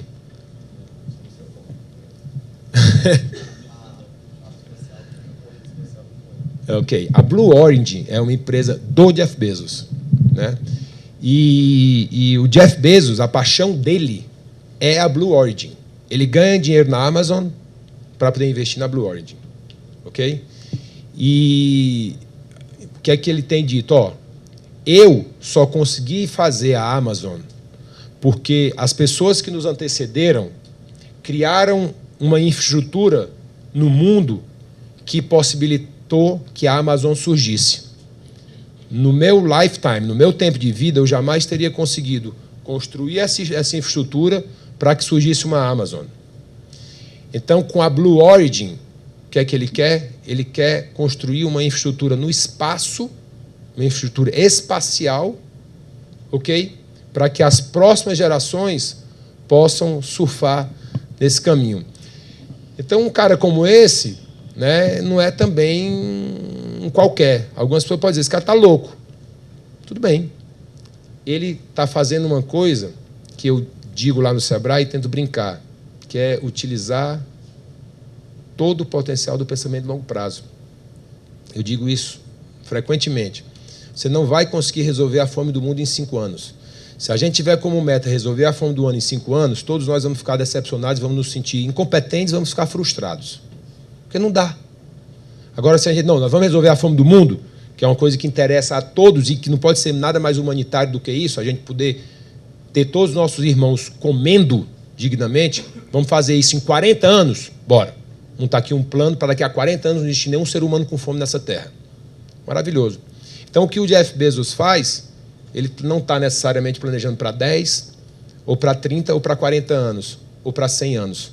Mas ele está planejando para o futuro. Ele está utilizando toda a capacidade econômica que Deus lhe deu, e que ele, obviamente, também é fruto da sua competência, do cara mais rico do mundo, para tentar deixar um legado para a humanidade. Né? O Bill Gates, né, ele é um cara que já doou mais de 40 bilhões de dólares, e ele o fez também para quê? Para apagar a imagem do Bill Gates que se tinha de 30 anos atrás. Vocês sabem por que a Apple se transformou tão popular também do ponto de vista de computador? Né? Eu uso Apple, não lembro até desde quando. Eu nem me lembro, aliás, eu usando, acho que fazer talvez uns 12 anos que eu só uso o computador da Apple. Né? Por que passou a ser possibilitado? Porque o Bill Gates resolveu ser generoso com o Steve Jobs para o produto que ele tinha roubado do Steve Jobs, que foi o Office. Né? Então, ele pegou, deu o Office, deixou ele utilizar o Office, o Windows. Deixou a Apple utilizar, porque a Apple estava travada porque não tinha um Office para poder utilizar. Na hora que ele cedeu isso para ele. Vai toda a política dele de tentar reconstruir a sua própria imagem. Né? Porque, efetivamente, lá para trás, ele e o Paul Allen, que é o sócio dele, né? Ele está falando do mundo corporativo, né? Efetivamente não foi a conduta mais ética dele, Bill Gates, né? De ter pego a coisa e ter deixado a turma lá na mão. Então, é isso aí. Eu acho que a gente tem figuras notáveis, né? eu brinco com meus filhos, eles dizem que o cara mais rico da história da humanidade, aí eles vão buscar lá para trás, o cara que ele era dono do mundo. Eu falei, meu filho, mas aí são tantos séculos para trás. Mas, assim, recentemente, vocês sabem quem foi a pessoa, o líder do mundo corporativo mais rico, né, nessa história, vamos dizer assim, recente da humanidade, né? Foi John D. Rockefeller, né? O Rockefeller, se ele fosse vivo hoje, né, ele teria uma fortuna em torno de 450 bilhões de dólares. É um mega cara, né? Se você for pegar o que aconteceu no início do século passado, né, com ele, com Andrew Carnegie, né, com o Comodoro das ferrovias norte-americanas, né? Então a gente tem cada momento, né? Você tem o mundo corporativo que está ali de uma determinada realidade e figuras maravilhosas. Mas eu tenho certeza que vão surgir, viu? Vão surgir muitas outras. Você está aqui no Brasil mesmo, a gente tem já líderes novos, né? Mesmo pessoas aqui, líderes novos com unicórnios, né, no Brasil. Agora, obviamente, a gente está, infelizmente, ainda muito aquém da realidade mundial, né? O nosso país ainda tem uma participação, obviamente, pequena no PIB do mundo, né? Você tem os Estados Unidos com 25%, você tem a China com 14%, você tem ali 39% do PIB mundial, né? Aí, quando você agrega as outras 3, você chega à metade. Então, você tem 5 países com metade do que toda a riqueza que o mundo produz. E você tem a Índia, que hoje não está entre as 10 maiores economias do mundo, e até 2030, de acordo com o estudo do Departamento de Comércio americano, vai ser a 3ª maior economia do mundo. Em 2005, o Japão era maior do que a China. A China hoje é uma economia de 13, 14, os Estados Unidos é uma economia de 5. Em 1978, o Brasil, né, tinha praticamente o mesmo PIB da China para uma população de 100 milhões e a China 1 bilhão. 78. Brasil, 100 milhões, a China 1 bilhão, mesmo PIB. Nós estamos em 19, eles têm 1,4, nós temos 216, 15, por aí. Não precisa nem dizer. Nós produzimos 2 trilhões, eles produzem 13, 14. Quer dizer, tudo isso, a liderança é muito importante. O seguidor é muito importante.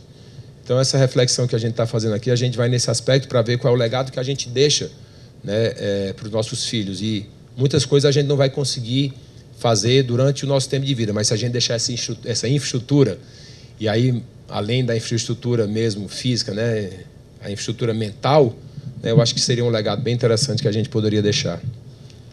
Acho que a Gil quer falar. Bom, é muito bom a gente poder estar aqui refletindo sobre a liderança, porque a liderança tem a ver com todos nós. Todos somos líderes, né? Líderes, primeiramente, da nossa vida, da nossa família, da comunidade onde a gente vive. Então, todos temos a capacidade de liderar. Primeiro me chamou a atenção a escassez dos seguidores, né? E quando você fala da síndrome da informação faltante, eu acho que tem muito a ver com isso, porque somos superficiais, são muitas informações e não nos dedicamos a conhecer as pessoas como realmente elas são e a história. Eu acho que essa escassez dos seguidores passa muito por isso, né? Pela volatilidade do mundo também. O que me chamou a atenção foi a visita do Papa também, porque a religião é uma coisa que é muito importante para o ser humano, né? E aí eu fico pensando, então, independente dessa religião, as pessoas foram e seguem esse líder regenerador. E aí, quando você fala que a ansiedade sobrepõe a serenidade, né?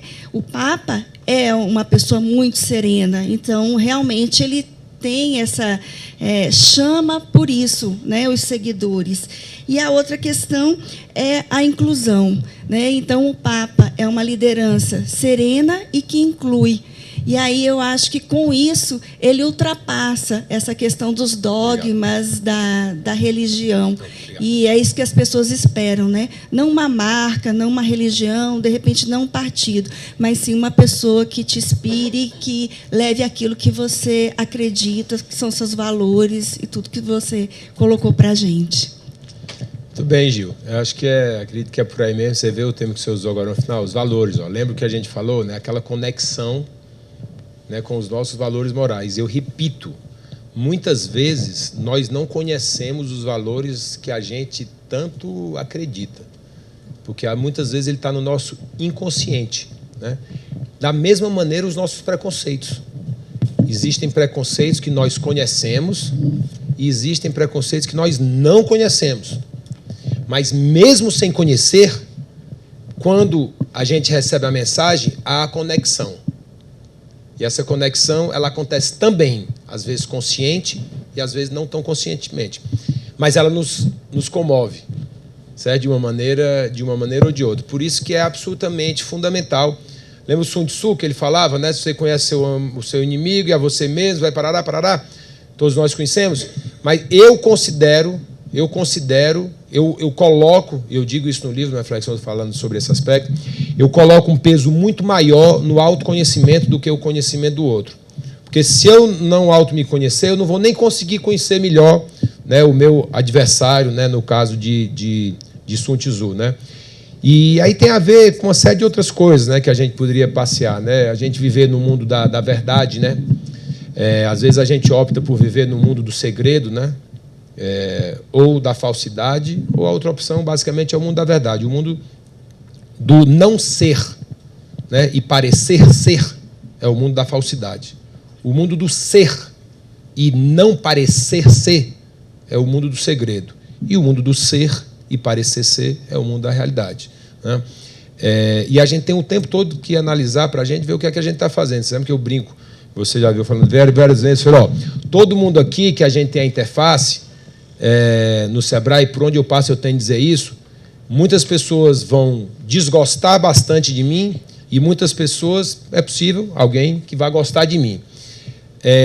Mas não vai ficar sem saber o que eu penso, né? Ou seja, eu tento colocar as coisas que eu penso de modo simples, sincero e interessado, às vezes com um pouco mais de contundência, às vezes com um pouco menos de contundência, mas eu nunca opto por não me posicionar. Eu sempre prefiro colocar o que eu penso para as pessoas saberem qual é a minha percepção naquele assunto, para a gente ir junto construindo. Porque se eu optar pelo segredo ou pela falsidade, você nunca vai saber o que eu penso. E se você não sabe o que eu penso, como é que a gente pode caminhar juntos, tá certo? Para a gente poder, dentro da nossa contribuiçãozinha desse tamanhozinho para o melhor Sebrae, como é que a gente vai poder ser efetivo? Não é verdade? Então, eu acho assim, esse compromisso de deixar o mundo do segredo, né, e o mundo da falsidade, que eu já conceituei eles, é um princípio básico para a gente poder ter relações mais aperfeiçoadas, sabe? Diga, Alzira. Eduardo, sou Edla, da Universidade Corporativa. Parabéns, bacana a palestra. Numa reunião conosco, você comentou um pouco que gosta muito de fazer, não é conduzir, mas trabalhar um pouquinho o caos para chegar, né, a um consenso, trabalhar convergência, divergência, né, e é um pouquinho da palestra. Como que tu, Eduardo, consegue trabalhar essa serenidade, para falar um pouquinho disso, né, para a gente, essa serenidade e sobrepõe a ansiedade, né? A gente, no Sebrae, a gente corre, é mundo, né, isso, a gente corre todo o tempo, né? Mas o Eduardo, como que consegue exercitar isso? Não, acho que tem fórmula não, Edla. Primeiro, muito obrigado pela palavra. Eu não lembro de ter usado a palavra caos lá não, mas eu entendi o que você quis dizer, certo? Eu gravei. Você gravou? Então pronto, se você gravou, você tá correta. Mas eu acho que sim, porque eu muitas vezes falo do caos sim, inclusive na nossa reunião da DAF eu falei várias vezes, o processo é assim mesmo, é caótico mesmo, mas é um caótico com ordem, certo? Porque caótico para mim é assim, é todo mundo participando. Aí muitas vezes as pessoas me perguntam assim, mas a gente vai chegar exatamente aonde? Eu falei, não sei não, mas a gente vai encontrar. A gente vai caminhando, porque eu acredito muito nisso. Eu brinco no livro dizendo o seguinte, eu sou o oposto do ver para crer, eu sou o oposto de São Tomé, né? Então, ao invés de ver para crer, eu prefiro crer para depois ver, né? Então, eu acho que se a gente acredita que nós vamos aqui construir algo bem interessante, a gente vai construir mais cedo ou mais tarde, né? E nesse âmbito nosso das DAF, a gente teve uma bênção muito grande, né? Hoje a gente está lá com 23 deliberações que a gente foi construindo assim mesmo, né? Tem um poeta espanhol chamado Antônio Machado, né, que diz, caminhantes, não há caminho, o caminho se faz ao caminhar, e ao caminhar nós olhamos para trás e vemos um percurso que jamais voltaremos a percorrer. Então isso é a vida é assim, a gente tem que olhar para frente, a gente tem que pegar todas as nossas paixões, colocar nisso, pegar todas as nossas experiências, colocar nisso, né?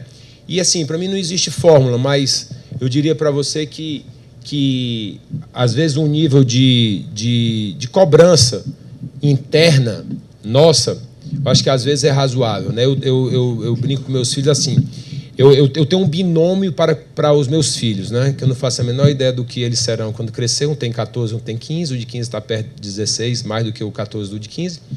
A gente fazer 15, né? Eles têm 1 ano e 3 meses. Mas meu binômio para eles é muito simples, é muito amor e muita disciplina, né?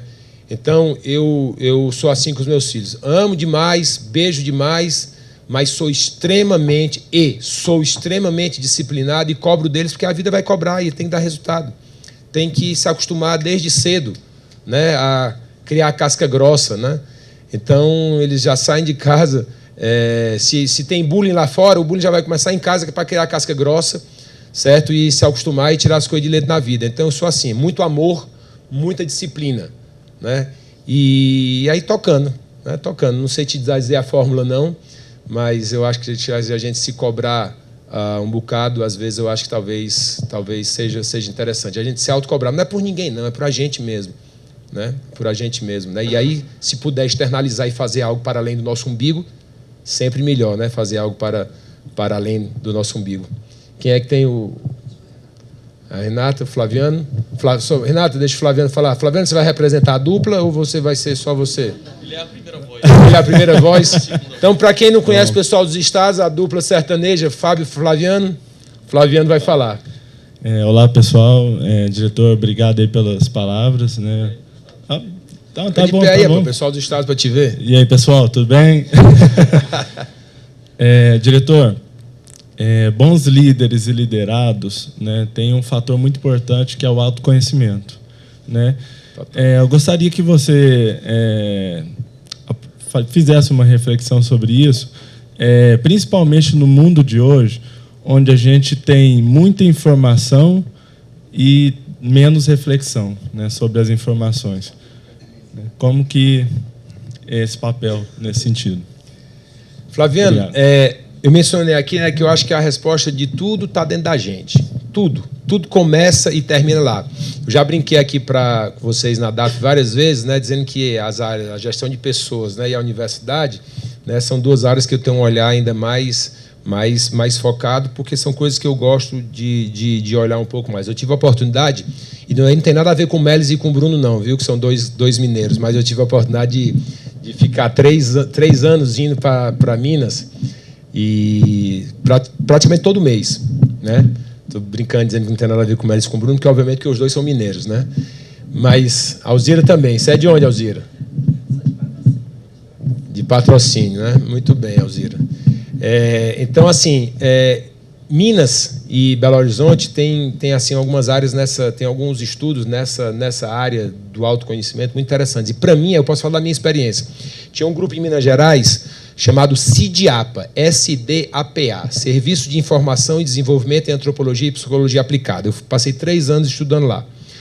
E era um grupo, obviamente, de profissionais multidisciplinares, né, liderado por um antropólogo, médico e antropólogo, e aí tinha psicólogos, sociólogos, né, terapeutas ocupacionais, uma série de outros profissionais. E ali foi um momento importante da minha vida que eu pude me debruçar sobre isso. E a gente tem, acima de tudo, né, que estar aberto, na minha opinião, para o autoconhecimento. Vocês sabem que eu venho de uma cidade praiana, né? E o jangadeiro, né? Vocês sabem, quando você tem algum companheiro seu que cai no mar, vocês sabem qual é a primeira coisa que ele faz para salvar o companheiro, não sabe? Quem é que sabe? Tem que dar um murro com muita força para ele desacordar. Se ele não fizer isso, morrem os dois afogados. Né? E, mais uma vez, o mar, ele nos ensina uma outra coisa maravilhosa. Né? Qual é a razão do mar ser tão grande? Qual é? Por que o mar é tão grande? Por uma razão muito simples. porque ele se coloca abaixo de todos os rios da face da terra para receber suas águas. Não é verdade? Então, se nós tivermos um pouco de humildade, né, de nos colocarmos para receber, né, todo tipo de feedback e olhar um pouco para a gente e de vez em quando tá entendendo que a gente vai levar um murro, tá certo? Mas é um murro que vai nos ajudar a nos salvarmos, a gente entender isso como sendo positivo, acho que fica tudo resolvido, fica tudo simples, né? É encarar tudo, né, com o impacto que tem na gente, porque não interessa o que acontece com a gente, o que é que interessa?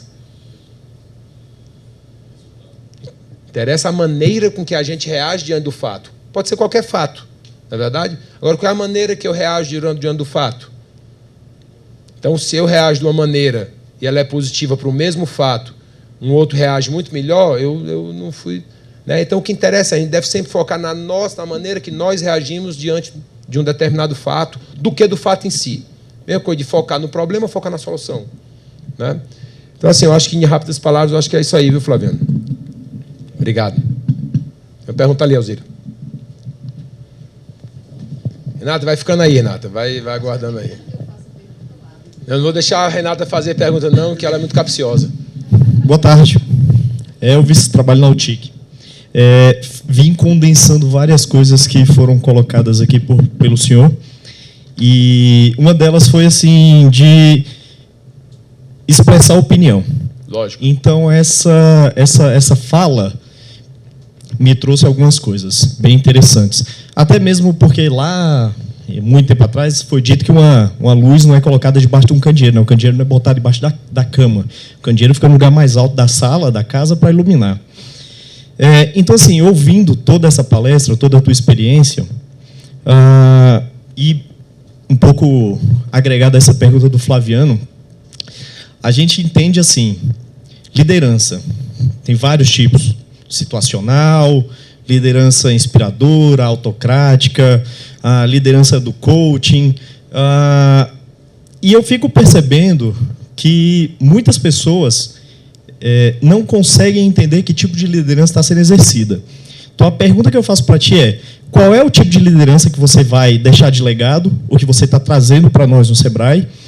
E qual é o tipo de acessibilidade e até onde a gente pode ir com uma discordância, com uma opinião própria, com um posicionamento? Porque eu vejo muito melindre, coisa que você acabou de dizer que não era para ter, melindre, e vejo muito essa coisa de que as pessoas não entendem o que significa criar casca. Então, o que você pode falar um pouco sobre isso? Primeiro, onde você vê melindre, vamos tentar corrigir, né? E tentar levar essa mensagem, né? Porque o melindre, ele é basicamente quando a gente toma algum comentário sendo feito de um modo ou pessoal, que a pessoa, por alguma maneira, absorveu, né? Ou porque a pessoa acha que alguém com algum tipo de maledicência, né? O que nenhum dos dois é razoável, mas não há razão. O melindre no mundo corporativo é ser eu digo, não deve existir em hipótese alguma, né? Porque a gente parte do pressuposto que esteja todo mundo no objetivo maior, né? E no caso do mundo corporativo, obviamente, para além da instituição é sempre o ideal, mas a instituição tem ali a sua razão de existir, no nosso caso, o nosso público-alvo. Então, assim, o melindre, onde você vê, eu acho que você deve levar essa mensagem adiante, ok? Sempre colocar, não é local para melindre.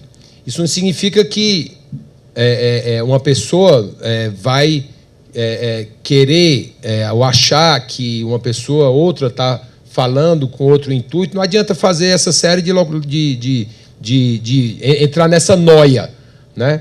Então, assim, de modo muito simples, para mim, seria dizer o seguinte: você sempre levar essa mensagem adiante, né? E você, de modo simples, sincero e interessado, colocar a sua opinião. Todo mundo sabe o que é argumentos ad hominem, ok?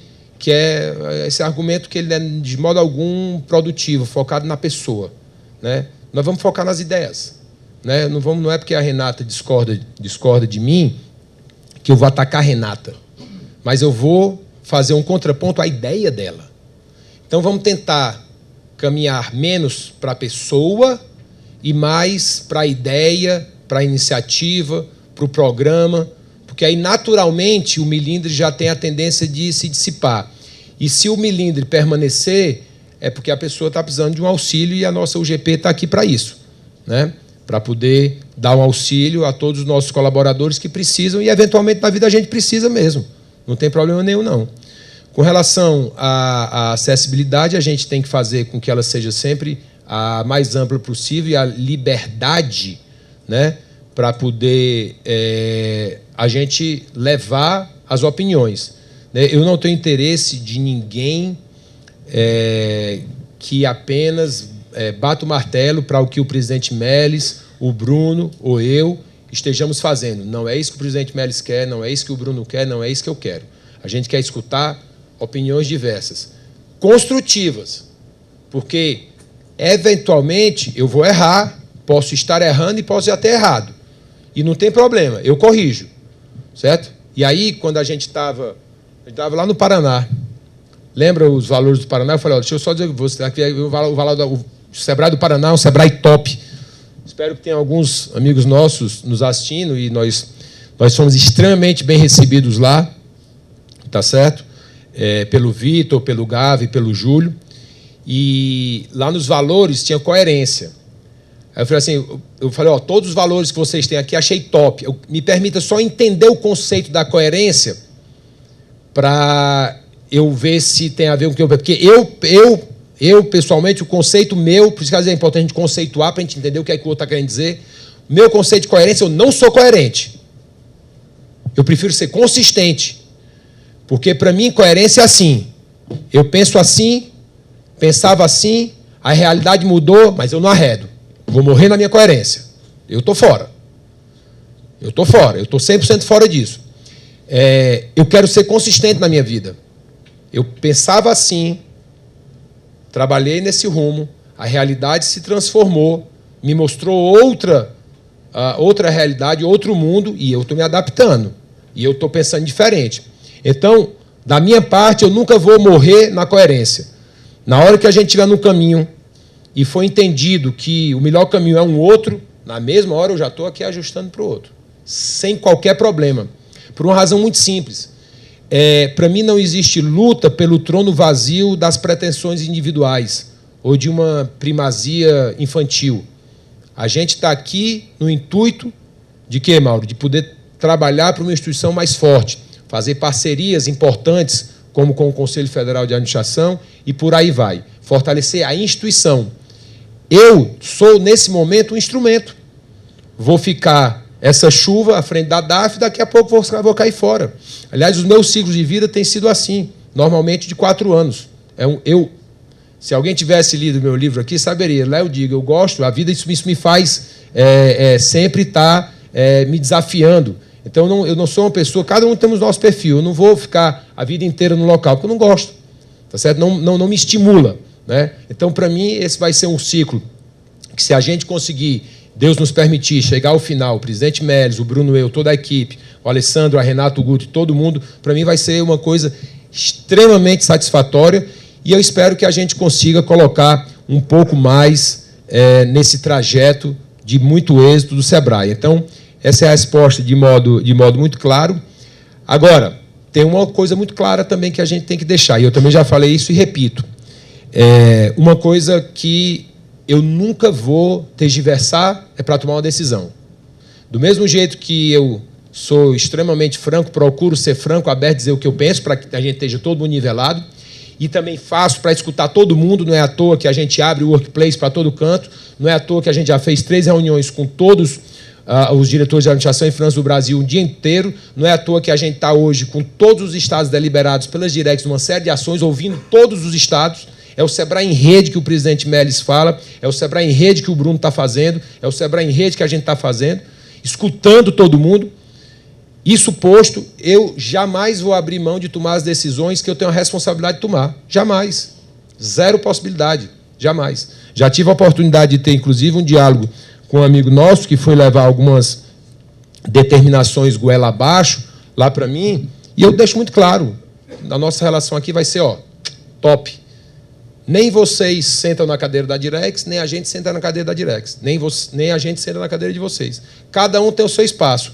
Enquanto eu estiver sendo pago pelo Sebrae, eu tenho a obrigação de honrar o dinheiro que eu estou recebendo e tentar levar para a instituição o pouco que eu sei, tá certo? Para colaborar com a instituição. Então, isso aí eu não abro mão de tomar as decisões. Agora, para tomar a decisão, eu vou escutar o máximo de pessoas possível. E se aquela decisão que surgiu da coletividade for de desencontro à que eu tinha inicialmente, muita alegria de acolher a nova e a gente seguir adiante. Ok? Obrigado. Será que a gente ainda deixa a Renata? Acho que a Renata deve excluir ela. Boa tarde a todos. Refletindo sobre os 11 atributos do líder regenerador, se você tivesse que escolher 2 atributos, quais seriam? 2, eu escolheria sempre a gente se colocar no lugar dos outros. E para mim não tem nenhum outro que seja talvez perto, porque eu acho que essa é a parte mais humana e eu acho que ela possibilita todo o restante, todas as outras reflexões, sabe?